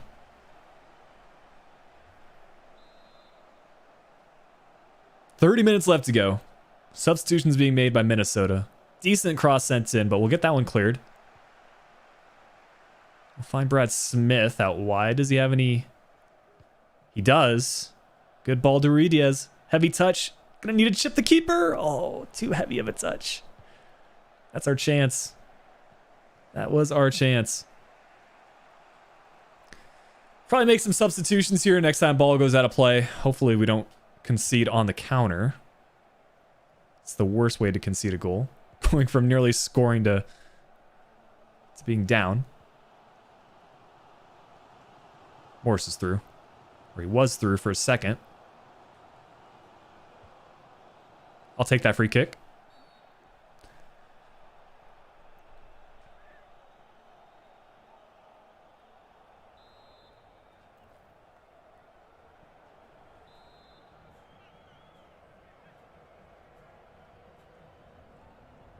I don't think that was enough power. Ended up not being too far off target, but 25 minutes left to go. Let's see what we have on the bench here. Montero can be brought on.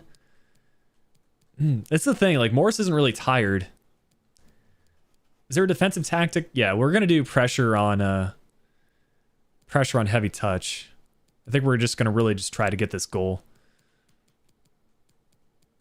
I want to give this guy a chance.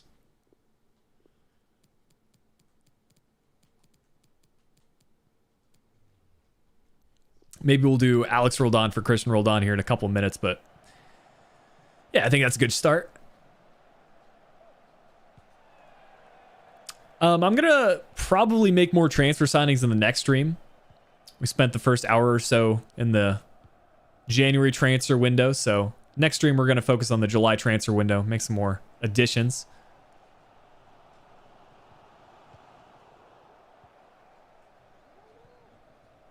See what Team Press is going to do. I don't want to have this end in a 0-0 draw. I'd rather try to press our opponents and either get a goal or concede a goal. I'm not looking for a 0-0. Maybe look for a free kick specialist. Yeah, Ladero's free kicks are usually pretty good, but wasn't the best example of that there. What you mean, though? I think signing a experienced player to the squad would be nice. I do need to try more finesse shot goals because I've heard those are super good. Like that and long shots in general. Like that was a perfect situation where Morris is on his preferred right foot to just take a finesse. This could be bad. We need to get back. That's a goal. Yeah. Called it. 78th minute.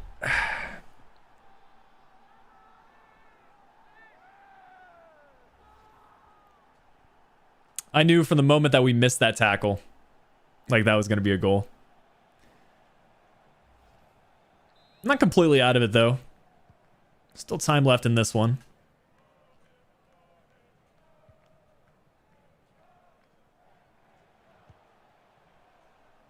I mean, we had our chances, right? Rui Diaz played through on goal, tried to go with that chip shot effort. Didn't work out.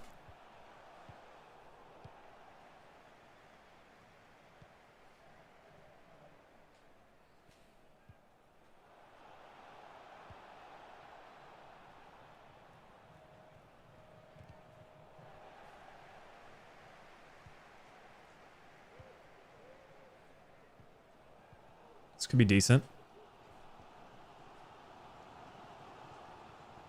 I thought Roldan might have gotten the separation that he needed there. Keep the press going. I thought they were about to lose possession.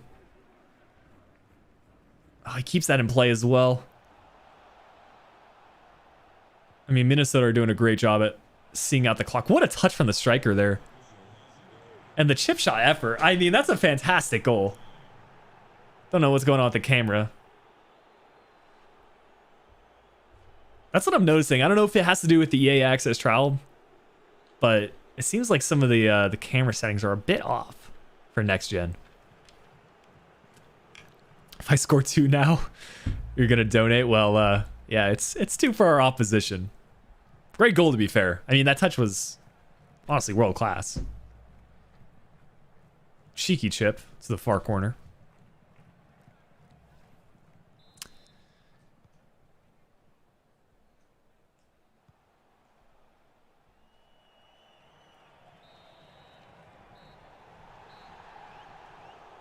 Well, you can't win them all, I suppose.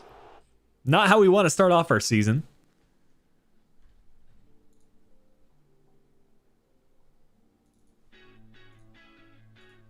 But fortunately, we still got a couple of matches to play.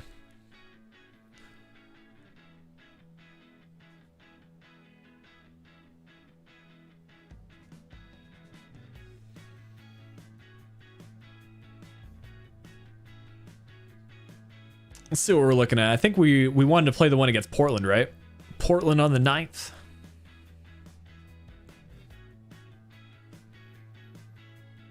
Have I been in Seattle? I live not too far away from Seattle. Brad Smith on a good development schedule, and Jones. Let's see. Well, this is another player we were pretty excited about. Right wing back to center attacking mid. Yeah, this is... I think this is going to be a good upgrade.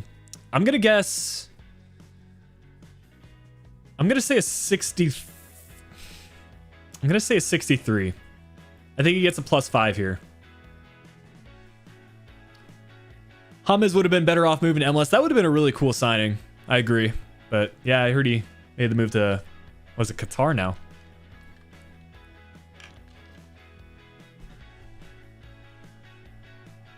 $66. Yo. Not bad at all. I think a Shadow Striker dev plan would be good.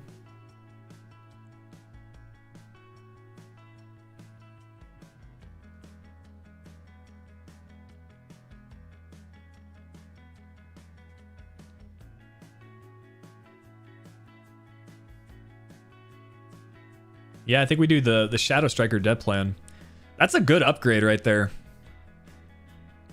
I mean, that's a game changer, man. Like, instantly he's become our highest overall Youth Academy player just from changing his position from right wing back to a center attacking mid.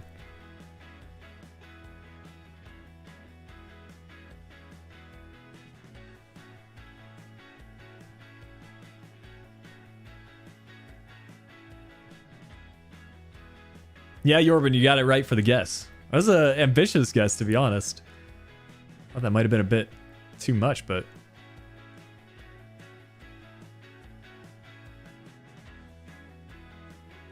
see if we can get some more good Youth Academy players coming through.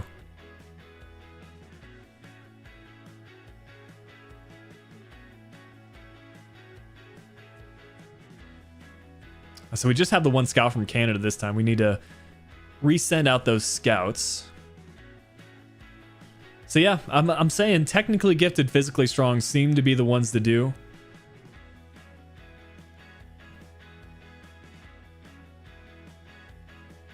The big question now is, do we want to try out some more different ones? We could do defensive minded, attacker, Playmaker. Yeah, I guess those are the three that we haven't really tried out yet. Goalkeeper is pretty self-explanatory. So, yeah, let's try out these three other ones. For the remainder, we'll just do same countries.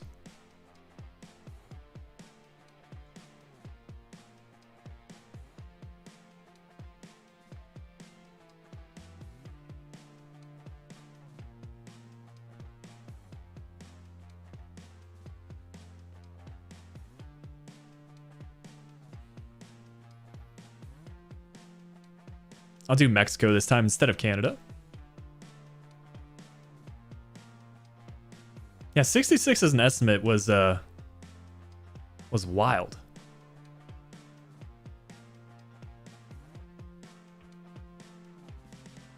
Yeah, Australia, I'll make sure I cover that in the next time around. I think for the next stream.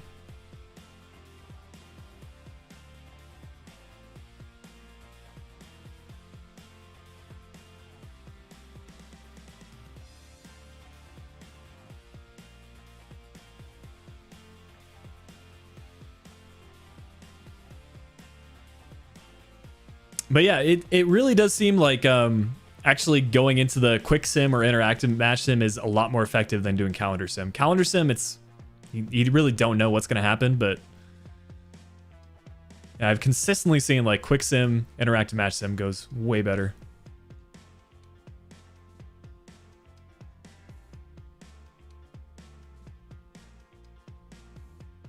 But this is a big match here. Portland Timbers. In Portland. I mean, the rain is realistic, but I hate playing in the rain, at least on FIFA.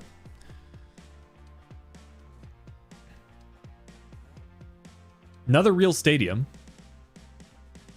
But I think we got to change the kits here. Big fan of the Sounders Away kit. This is the Jimi Hendrix inspired one. Yeah, this one's sick. Probably one of my... I'd say this is a top 3 Sounders kit in my opinion. The one from maybe would have been like 2010, 2000. There was a really good Xbox one that was like black with like kind of Xbox branding for the colors. That's definitely up there. I think they had a blue one way back in the day. That's up there. And then this one I think is one of my top 3 kits as well. I would say gameplay is an improvement from FIFA 21, Demetrius, but granted, I've only played maybe 10 hours. I would say 5 to 6 of those are gameplay, so still a long way to go before I can actually have a valid opinion.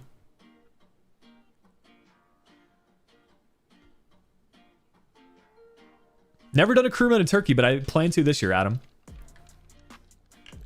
Want to do a realistic rebuild in the Super League. Yo, what's going on, Foster? We ballin'. We ballin'. Yeah, the Xbox sponsor one. That's right. I remember it was super popular on Ultimate Team too.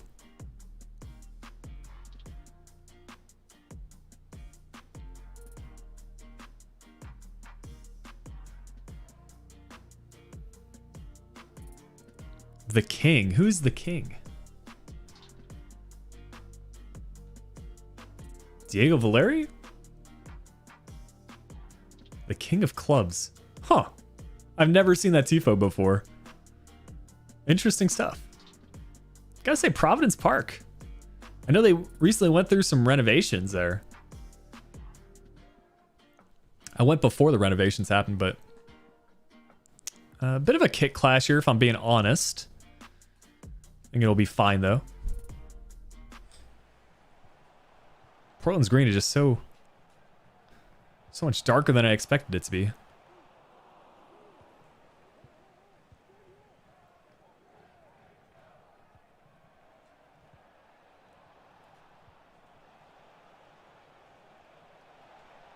See, there I should probably just be going for a long shot effort. Crew mode in Portugal is also on the cards. A lot of ideas for this year.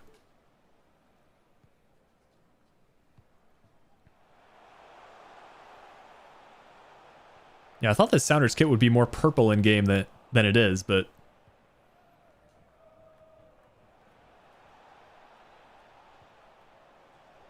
This is a long shot right here. Finesse. Oh, blocked.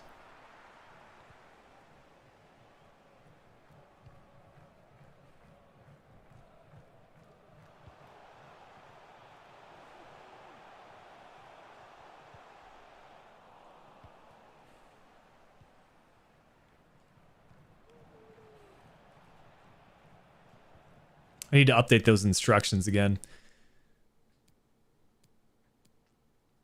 Okay, I appreciate that, Kuba, for the added context. It's a cool tifo. I need to do this after the match so I don't need to reset this every time. But yeah, I think balanced is just fine. Instructions, we're going to have Ladero act as the false 9 and Morris getting behind. And I think the one other one we did was what? Roldan getting forward. Yedlin joined the attack. Smith coming back on defense. Okay. That should be good.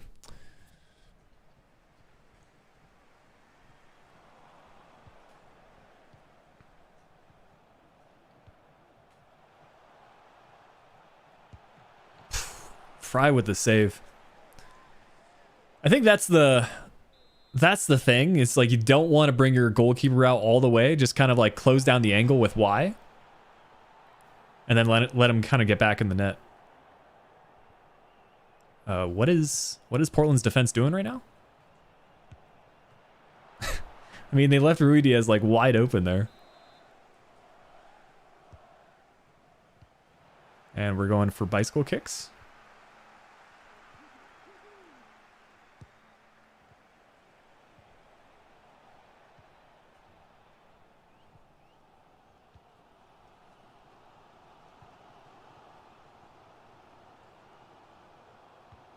Nice, well done.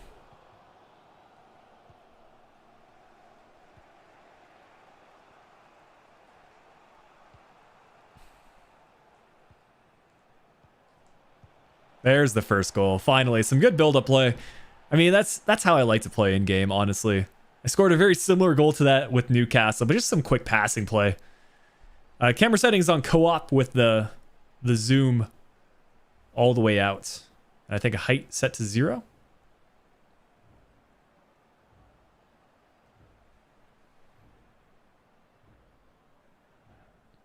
Good finish there from Jordan. Seattle Sounders goal. Number 13, Jordan Morris. Owen Kennedy, please meet your group at your seats.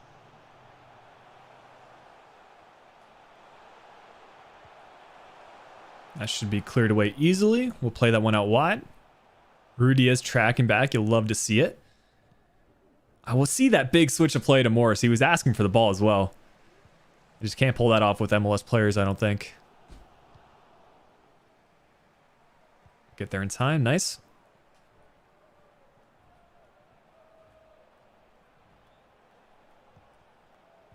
Morris is on. On his left. Doesn't matter if he's got a 2-star weak foot. Jordan Morris going for that first half hat trick. Going to the camera as well.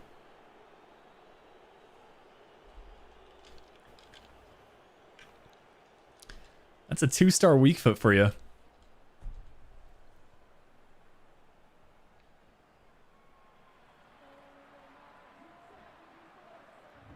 Ooh, keeper maybe could have done better. Guess the right direction.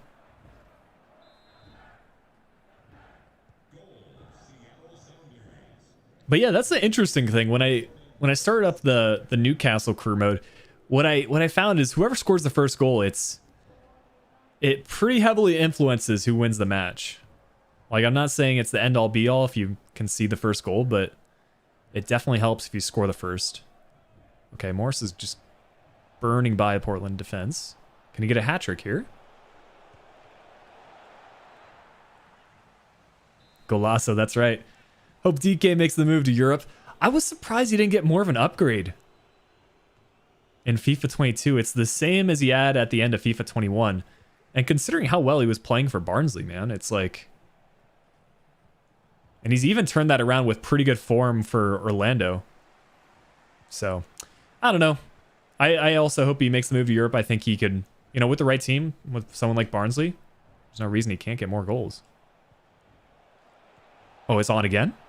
The passing play against Portland. We turn up when it's a derby match. This is nothing like we were doing against Minnesota. Goalkeepers are meant to be good. Maybe just not Portland's keeper. I don't know. I've seen some pretty incredible saves. But this is not looking like legendary difficulty right now.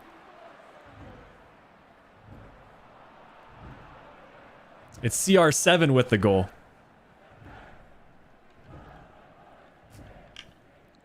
DK is like a 68 overall, I think.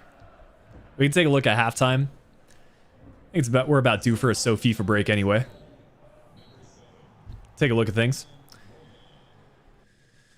At the halftime break, we'll switch on over to FIFA.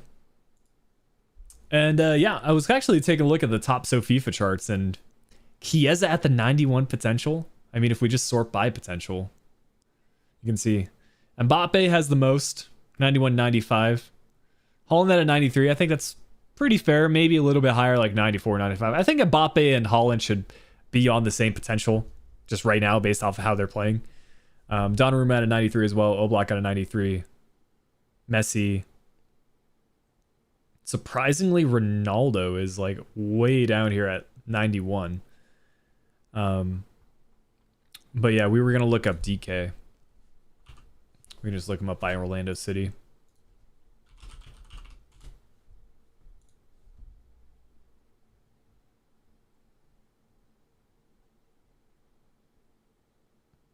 Yeah, here he is. 68 to 80. Which, the potential's still good. But an overall at 68 is a bit low, if you ask me.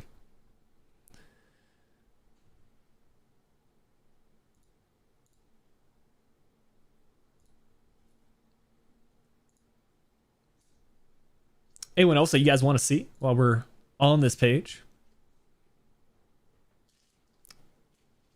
Feel like it'd be a good fit at Brentford next to Tony. Yeah, it is that'd be a good shout. Is the Seattle Sounders or Barca the way that we're playing? Yeah, we're playing pretty well. Gotta say.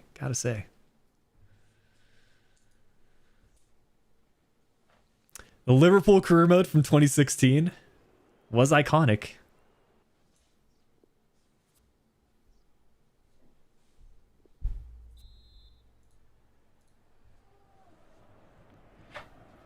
Maybe have to run it back with some sort of Liverpool content this year. How's Barcelona looking like? Yeah, we can take a look at Barcelona ratings here in a minute. Bellingham's brother, I'm not sure if he's on FIFA. I know he just celebrated a birthday, so if that's his 17th birthday, he might get added here. He's over at Birmingham City, right?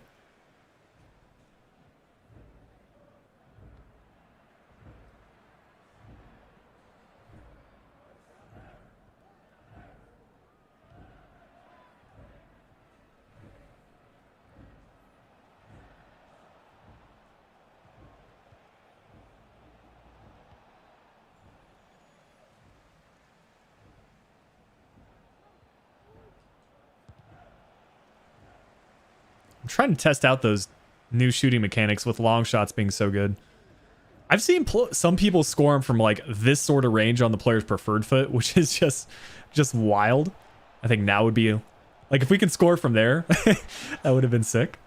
Maybe it's like green time finessing, which I'm not sure if I have time finesses on anymore. I turned them off after, what was it, FIFA 19 when it was super good. Yeah, if you green time finesse in like FIFA 19, it would basically just go in around the edge of the box. Especially with the higher rated players. I had the player of the month Hazard back then, and he was just ridiculous with that.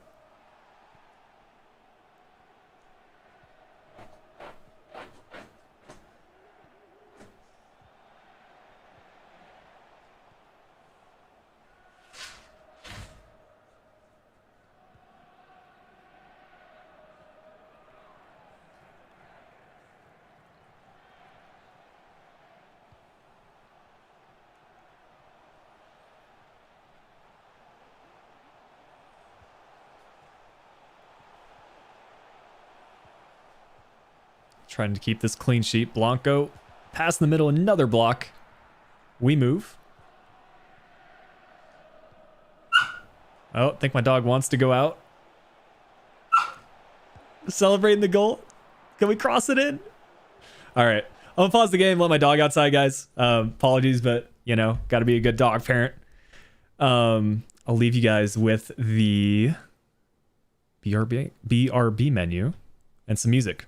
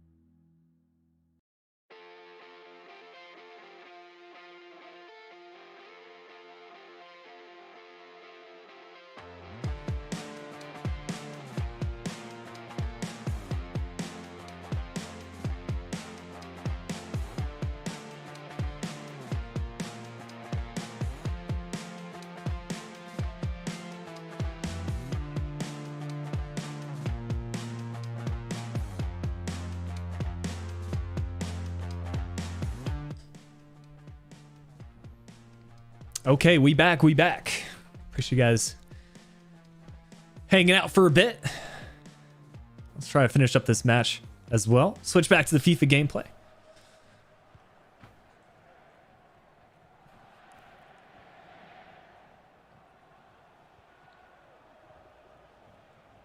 Shout out to Angry Roll, keeping the chatting going. Gonna take a brief break.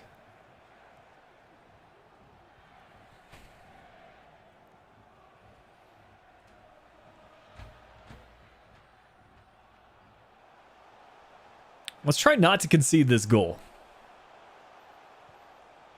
Arriego with the back heel to set up Roldan. How about that for a clearance? We're going to find Ladero.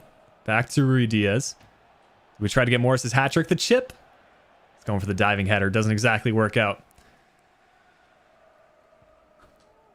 Still 8 minutes left to go. Can we get the Jordan Morris hat trick?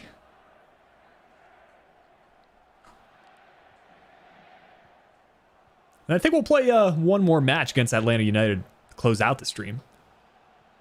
Or we could do Vancouver. I think Atlanta or Vancouver, the two big ones that are left. Maybe do a little poll here at the end to decide. Diego Valeri trying to get that one on his right foot. Now Portland's turning up. I mean, they deserve a goal based off of that build-up play. Where was this for 90 minutes? Well, at least the home fans get to see a goal.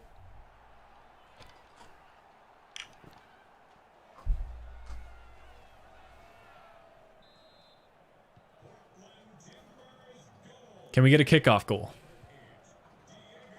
Okay, I definitely thought that was one of our own players there.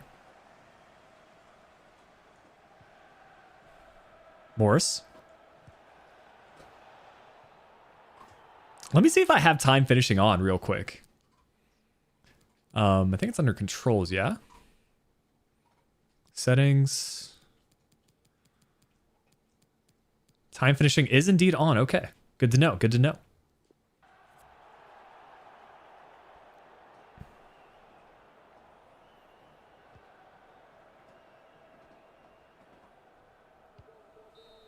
Well, there it is. 3-1 result at Portland. Not a bad outing from the boys.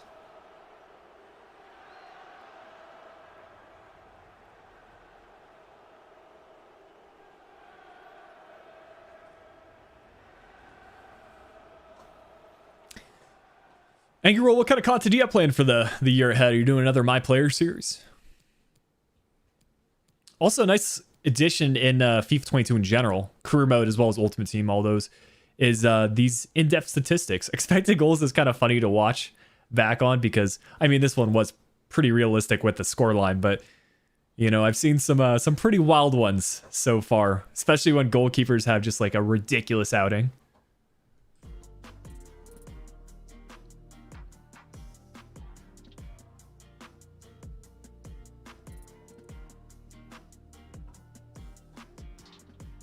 Well, yeah, we'll do a quick poll here if you guys want to see Atlanta in 2 weeks' time, or we can have the last match and home match of the first half of the season here in June 2021. I'll see what round this is in the cup. Right now, we need to make sure we're getting to the top 6. So US Open Cup, this is round of 16, so still pretty early days.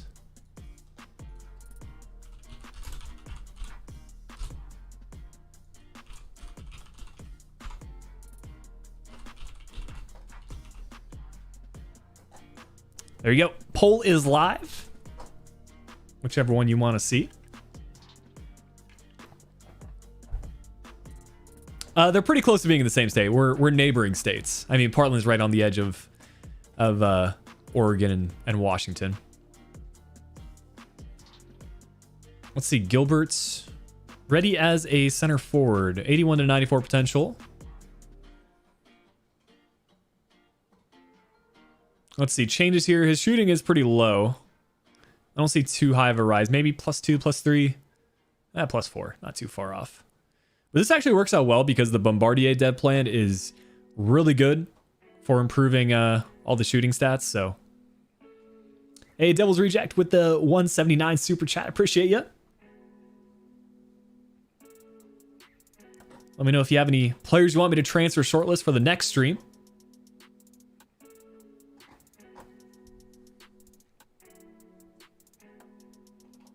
It looks like Atlanta is currently winning the poll. Kind of surprised. But I suppose we've had one derby already.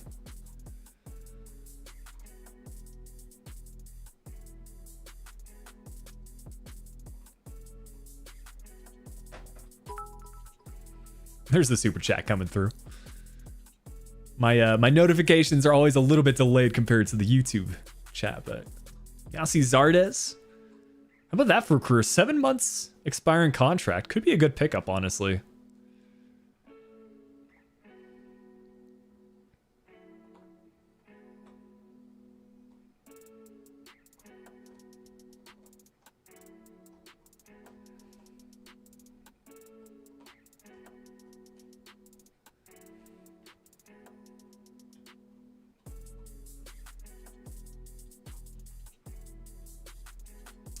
So it looks like Atlanta's still winning that poll with 25 votes. I'll give it like another minute. We'll simulate up until the Atlanta match, and if they're still winning at that point, that's what we'll play. And I guess we'll just simulate the rest of the first half of the season. But this one I'm gonna test out is the sim versus quick sim versus calendar sim. So quick sim, interactive match sim, calendar sim. I'm just gonna do a quick sim this time around, and let's see if we get the result. Ends 0-0. So that's something I want to test out, if there's any difference between interactive match sim, quick sim, all that sort of stuff. Yeah, Zardes was in the Journey. He was at LA Galaxy at that time, wasn't he?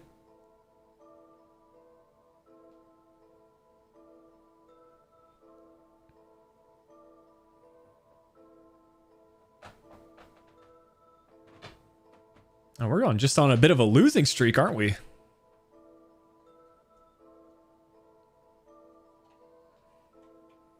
Hopefully we can turn it around.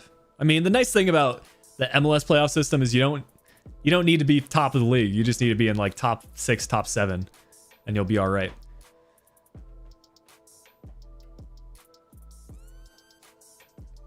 All right, so with guys, I'll give it one more minute. It's a lot closer now. 53% say Atlanta, 47% say Vancouver. I'll run you through my reasonings for both. Atlanta, they've got more exciting players, let's be honest.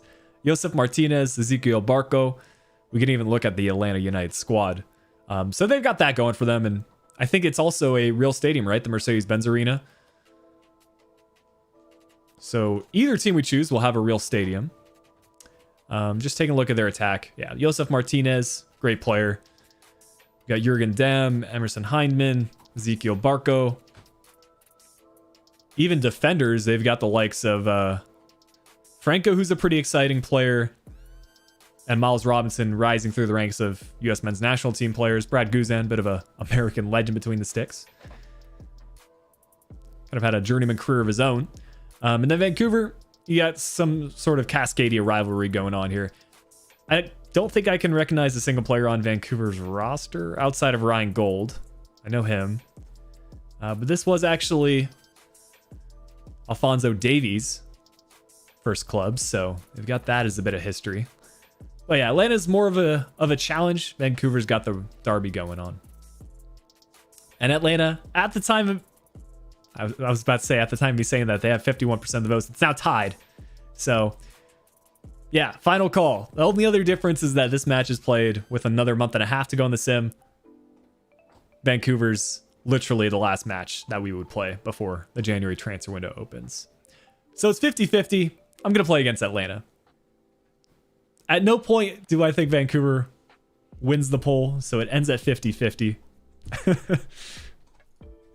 This is just buying players from non-MLS. Yeah, I think we'll go ahead and make some non-MLS signings for sure.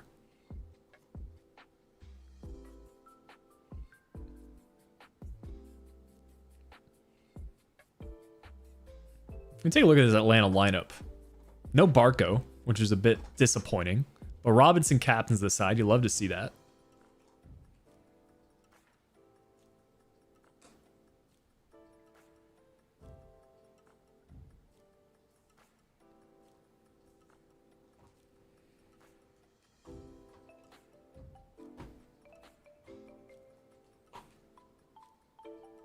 Yeah, Vancouver did have a comeback there at the end. I thought they were going to win it there for a second. All right, let's get into this match, though. Play against Austin. They are one of the new teams in FIFA, aren't they? But unfortunately, I don't think we have time for it in today's stream. Maybe in the next one. Maybe in the next one.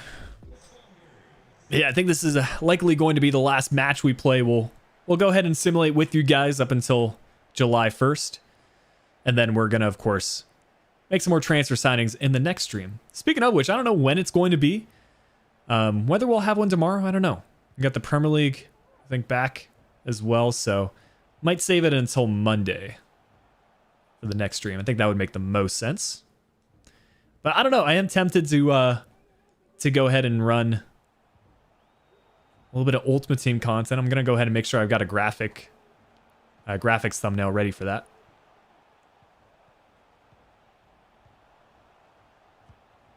Ooh, Roldan on his left. Okay, there's the finesse shots in action. You love the flames.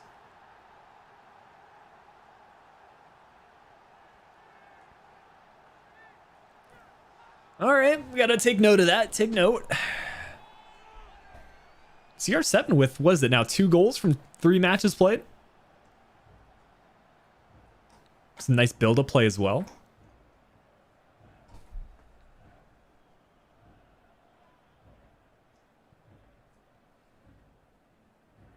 Interesting keeper animation there from Guzan. Goal! Seattle Sounders. Number 7, Christian Roldan.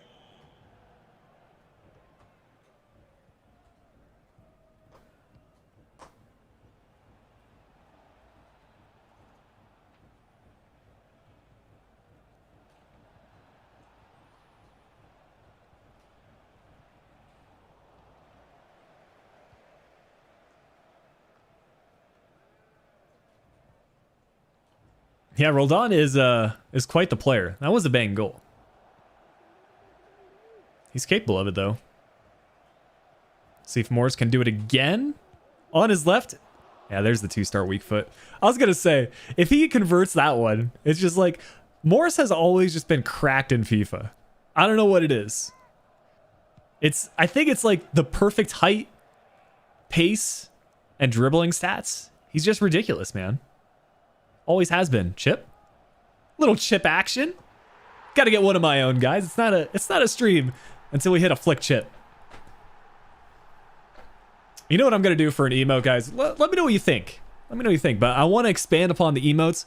I think we get an emote of potato chip. Some clean boots, though, for Ruidíaz as well. I like that chip more than the one that we conceded.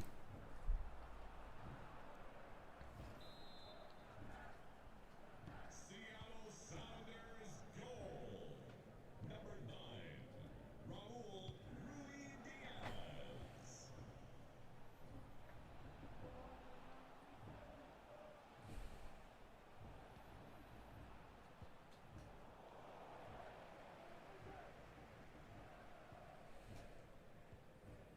Oh, look at this build-up play. I'm getting used to these tactics now. Ruidíaz. Oh, I was going for the long shot. Ladero? Not bad. That's on his left. Or that was on his right. We get that on his left, that might be on target.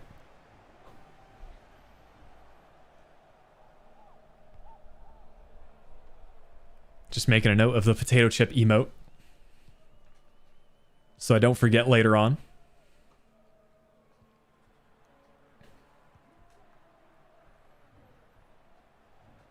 If you guys have any emote suggestions, feel free to put it in the chat or over on Discord.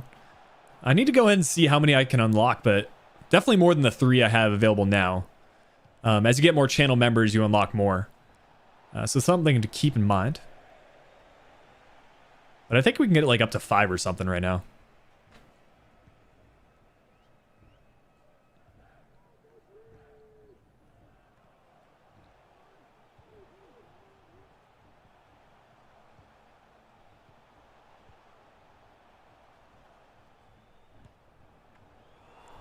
Get more power on that one. It might go into the top net. What's going on, Drew? Welcome on in.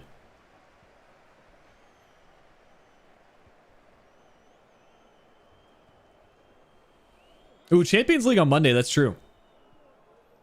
Or is it Monday? No, usually Champions League, what? It's Tuesday, right? Tuesday, Wednesday? Either that or Champions League Monday, Tuesday. Europa League's Wednesday, Thursday. Ooh, what a save from Fry. Speaking of chips. Sorry, that was an American joke.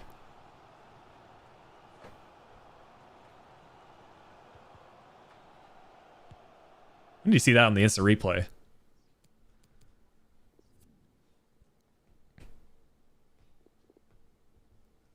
Run it back. Let's see what the best camera angle on this one's going to be.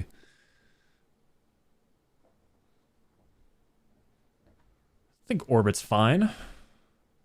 I mean, strikers should be converting that. Who is that? Moreno. Josef Martinez might convert that.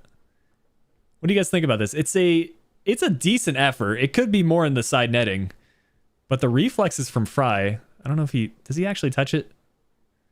Does he actually get contact with the ball here, or is this just a FIFA? I think it might indeed be a FIFA animation because he does not hit the ball here. No contact. But it's still a great save, though. I mean, off the post. Right on the line.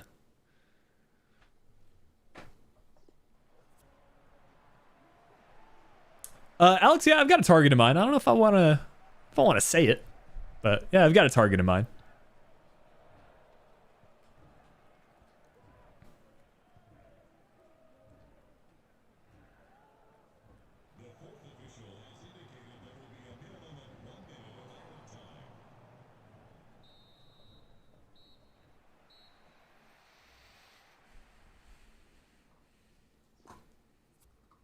He did use the force. It's one of those things where, I don't know, I think that's where the big scripting talk comes into play. Because, you know, if you're not making contact with the ball, maybe you shouldn't make it the save, but...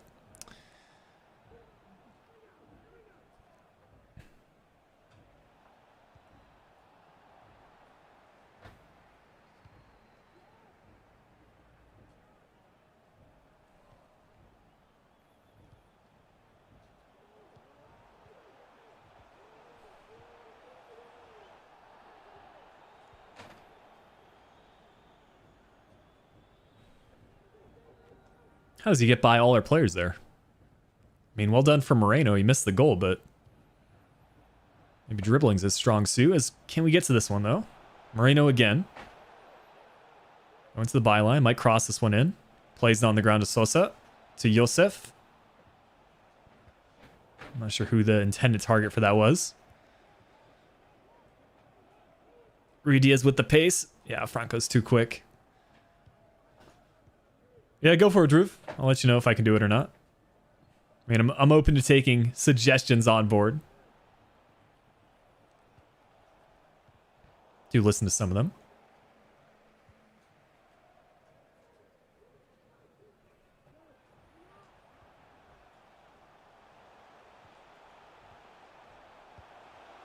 Ooh, good save from Guzan. Where was that earlier on when he missed Roldan's effort? This is a good example of the goalkeeper animations actually being good, because that's going to find the corner. Gets a strong palm away.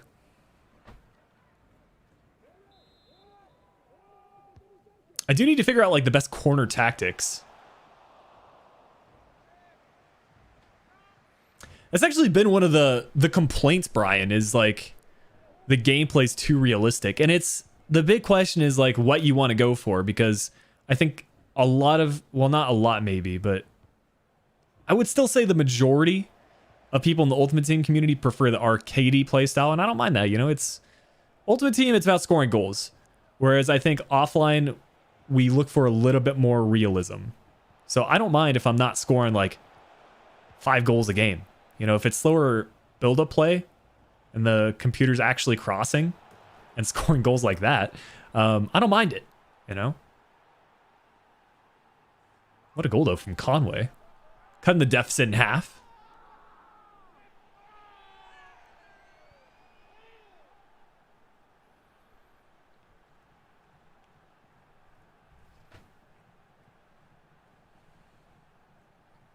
Let's see this one. I mean, yeah. Well taken effort. Gets it by the defender and our goalkeeper. Maybe make some substitutions here. I think Freddie Montero, he's calling out to me. Last 10 minutes, he'll get some play time.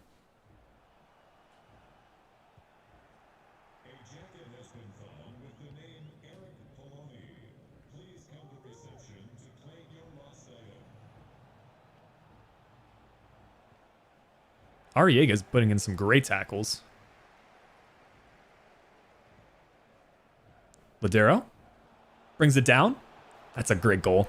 You'll love to see that. The control from Ladero to bring that down. Just some pace on the shot. And our captain scoring his first goal of the gameplay. 3-1. Saw that run the whole way. Is that no, it was Ruidez to play the ball. I was about to say, is that rolled on again?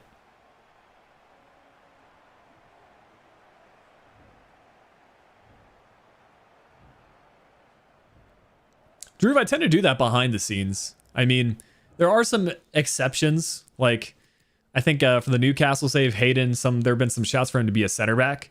But yeah, I think I do listen to that in general, like converting left midfielders to left wingers, things like that. So all the position changes are very much intentional.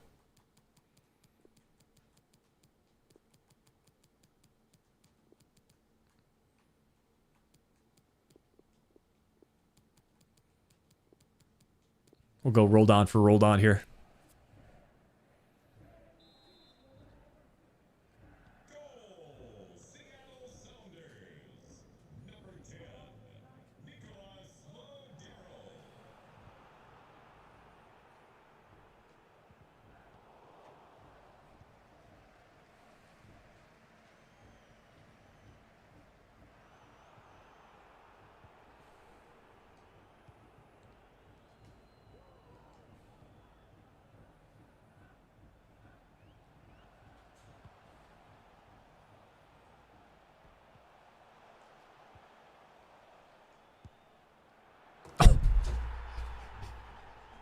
Yo, long shots. That's why you try them. That was filth. That was filthy from Ruidez. It's like we're playing with sliders, man. Shout out to Brad Guzad. He's making me look too good right now. Oh, that's great to see.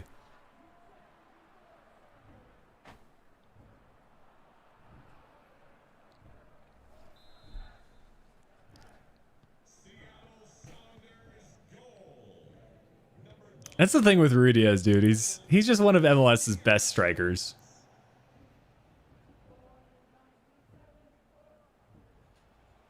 Yeah, I'm definitely going to be taking more long shots for the Newcastle career mode. I think a Saint Maximin long shot is on the way. Inspiration to make YouTube videos. I used to watch some Call of Duty videos way back in the day. I'm talking like 2009 is when I first started watching Call of Duty videos. I'm trying to think who the very first YouTuber was that I watched. Like Call of Duty YouTuber. I remember it was like this Wasteland. If you guys remember Modern Warfare 2, it was this Wasteland gameplay commentary. But from there was a couple like Call of Duty channels that switched over to FIFA. I think it was the Trout 91. I'm not sure why ref calls for full time there, but it was like the Trout 91, Sam 5000, and Small Beans. If you know any of those channels, shout out, man. But yeah, they used to be Call of Duty YouTubers. I don't think they post Call of Duty anymore. Small Beans does Minecraft videos. But yeah, they made a couple of FIFA videos, and they did the first Road to Glory, actually. Because not a lot of people know, but Road to Glory is a spin-off of Road to Commander from Call of Duty. And I think this YouTuber called Excalizors was the first one to do it in the Call of Duty scene. But yeah, Road to Glories are essentially a spin-off of that, where you start from the beginning and you do a series-based format on YouTube. So that's where it all started. I think I would have been like FIFA 10, FIFA 11. Then obviously you've got the likes of KSI coming through. So yeah, I've been watching the YouTube scene for quite a while.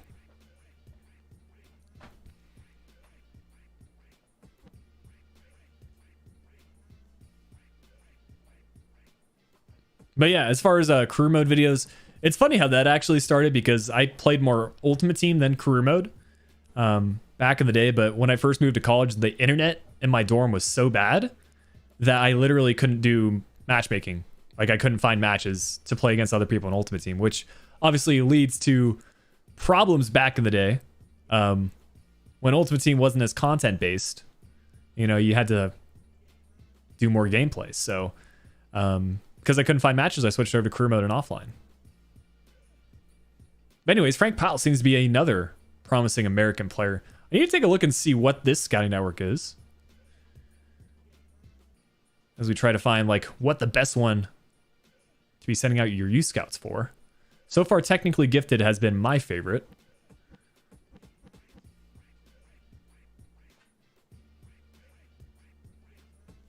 This is probably one of the best players that we found, Carlos Mora. So both of these scouting types in, well, I guess all three have been decent. I think this was the defensive-minded one. Are there any other players on training? Let me see.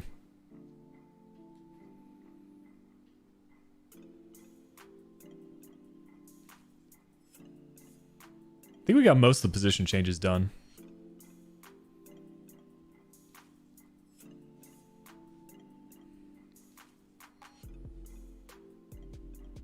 Now the big question is, like, do we want to keep some of these players? Like Collins, you know, 88 potential, 86 potential.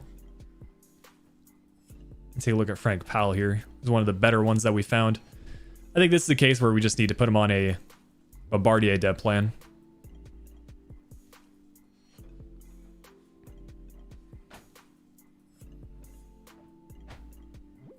But yeah, Christopher Jones seems to be one of the better players.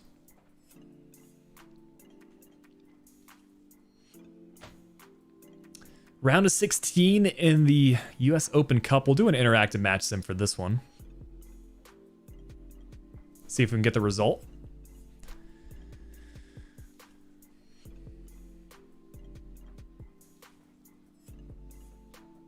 Yeah, before we end the stream, we'll make sure all the Youth Academy players are in their best positions. I think it's gonna work out well. I'm starting to get hungry too, so I'll have some lunch and get started on recording episode 2 of the Newcastle career mode. Transfers in this stream? Yeah, I signed Yedlin. He's listed as Roselle, the number 2, but yeah, we signed Yedlin at the start. Playing as a right wing back / right mid.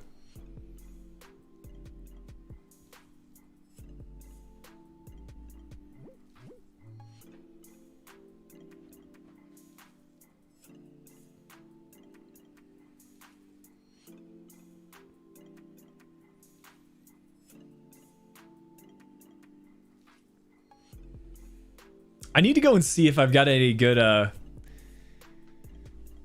photos of my dog as well. That could be an emote.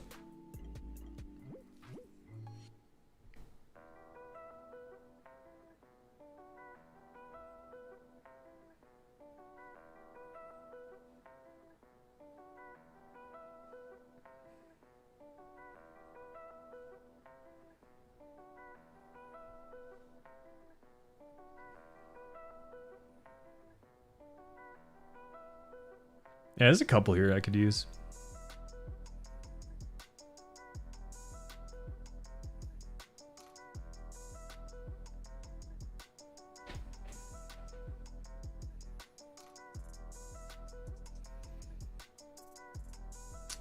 When did I get into FIFA? I mean, I've been playing FIFA since, I think, FIFA 06.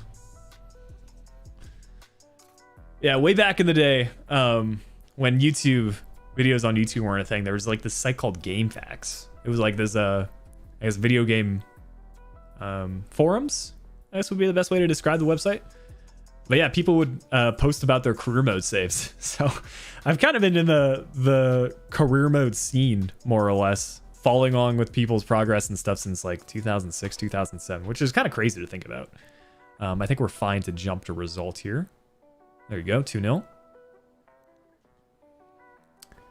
And yeah, Journeyman Liverpool, what it means is essentially every year we're going to take on a new challenge. So we're going to review what job offers are available at the end of each season and move from club to club. So now we actually have some offers, albeit them being in just MLS. But I think what will happen is once we hopefully win the league title, we'll start to get some offers from You know, maybe even the likes of Mexico, non-top 5 European leagues, and you know, Belgium, Turkey, things like that. So yeah, every season we're going to try to win silverware, take on a new challenge with a different team, and things like that. Just a fun way to play career mode, if you ask me.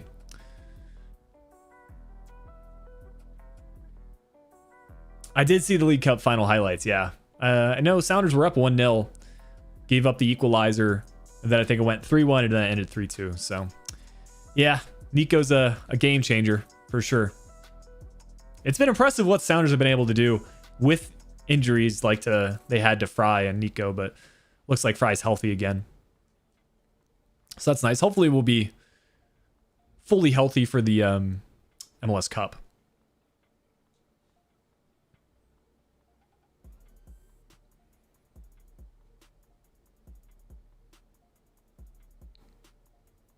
SM22 is mobile. Interesting.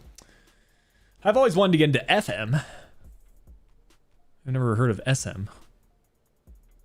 But yeah, I think the thing about FM is just I need to get used to all the fine details, man. That's like ultra realism, which, you know, in theory fits in really well to what I look for in you know, football simulation games, but just finding it a hard time to understand all the details. I know you can delegate a lot of tasks to your system manager, but you know, it's tough going from like knowing exactly what you're doing in career mode to being a beginner in another football simulation game.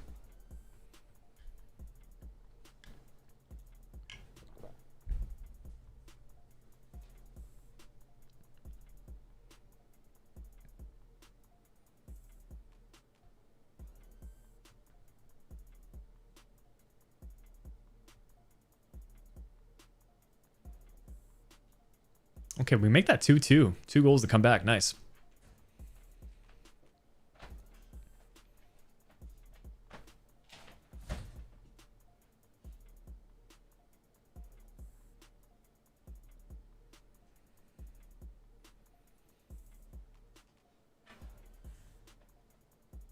What's the next team? The next team is to be decided. We'll have 2 live streams with the Sounders.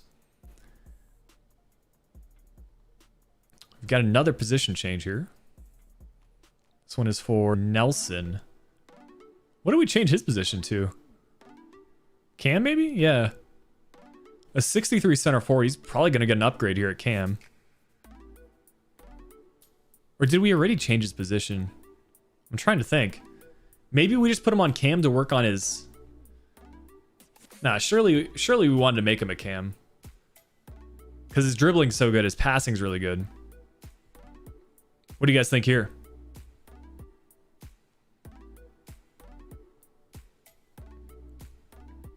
How much of an upgrade are we going to see? I think his shooting and passing's pretty low. The dribbling's really good, though. So I think maybe a +2, +3.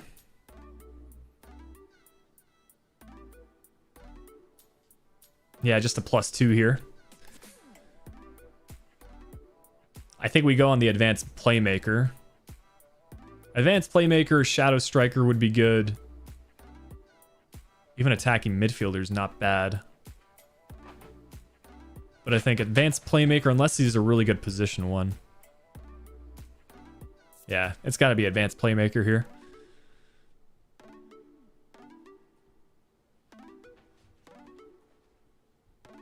All right, final match for the simulation. We'll attend the press conference again. And then we'll look through the rest of the Youth Academy players, see if we need to make any upgrades about it.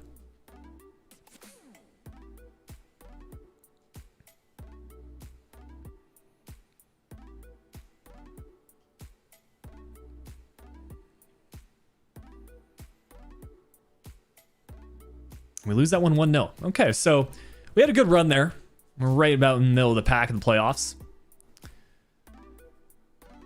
Ladero's not happy about being subbed off, but that's fine. So let's see. We'll go to July 1st. I think we'll get one more scouting update here.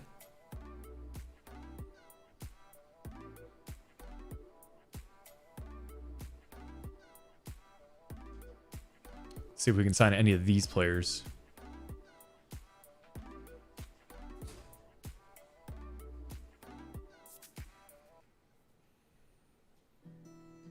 And Joel Kirby's not too bad. We got a full youth academy, so we got to release some players from this. 82 is not going to cut it.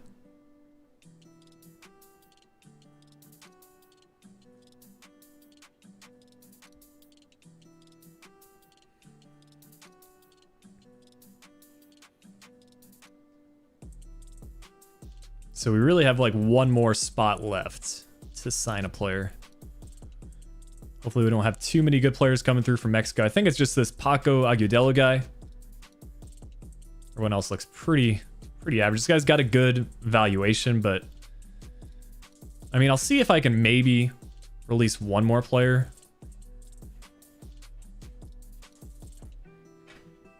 Zach Walker on a box-to-box.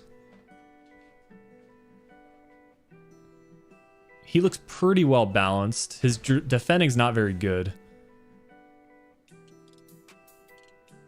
McDonald was one of the good early prospects we had.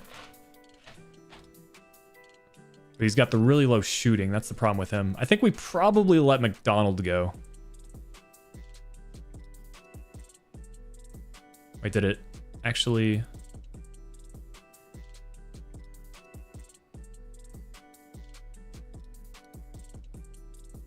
Okay, guess it didn't let him go. And McDonald leaves. All right. Yeah, I think that's about good.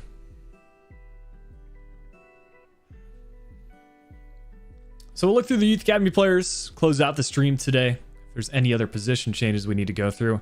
But I think we got a pretty good batch of players considering it's only been half a season. A lot of these came as a result of position changes. Caleb Sharp. Didn't he start as a right wing back or a right back? We converted him to center defensive mid. Jones went from a right wing back to Cam. I think Nelson has just grown a bit. Or even maybe he even went from center forward to center attacking mid. Powell's on the Bombardier. Let's see. Carlos Mora. Good defending. Could be a CDM candidate. His passing's a bit low. Is he tall enough to be a center back? He is 5'7", so no. So maybe a center defensive mid or right back. What do you guys think on this guy? His passing's a little bit low. Short passing's really good though, to be fair. That's the thing.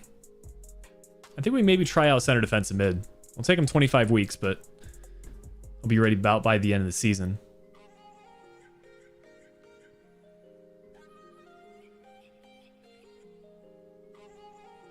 Albert Guzman, another player that would probably be center defensive mid or center back. He's 6'2", so he could be a center back.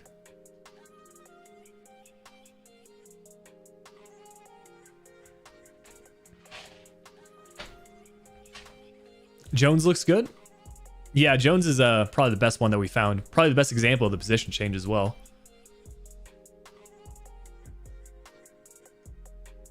Vincente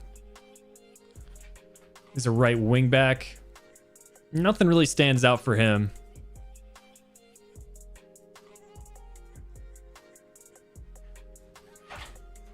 Same thing with Hooper. Nothing really stands out for his statistics.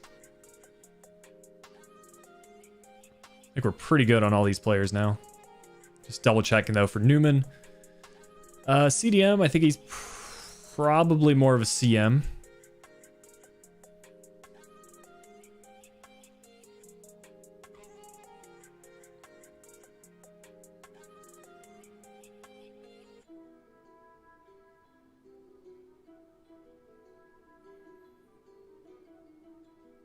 And last player with Kirby. Good pace. Defending is absolutely horrible. My goodness. What even is this guy? His defending's so bad. So he has to be like a camera. Camera winger. What is he? He's right-footed?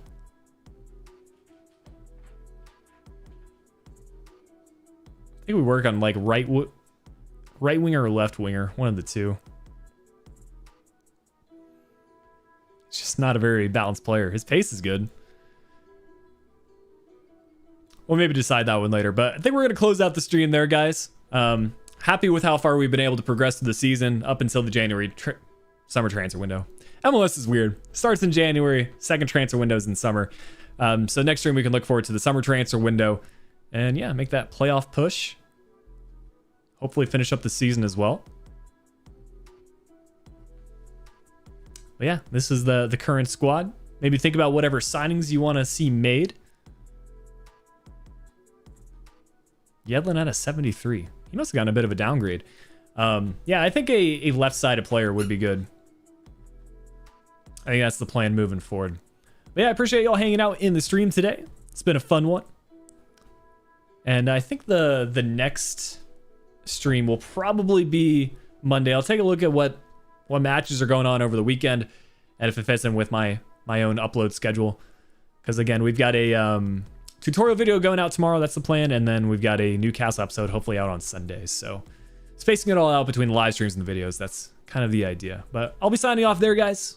Have a good weekend. If you're playing EA Play, enjoy your 10 hours. And yeah, Monday, the pre-order release of the game comes out. So look forward to that. But until next time, catch you all later.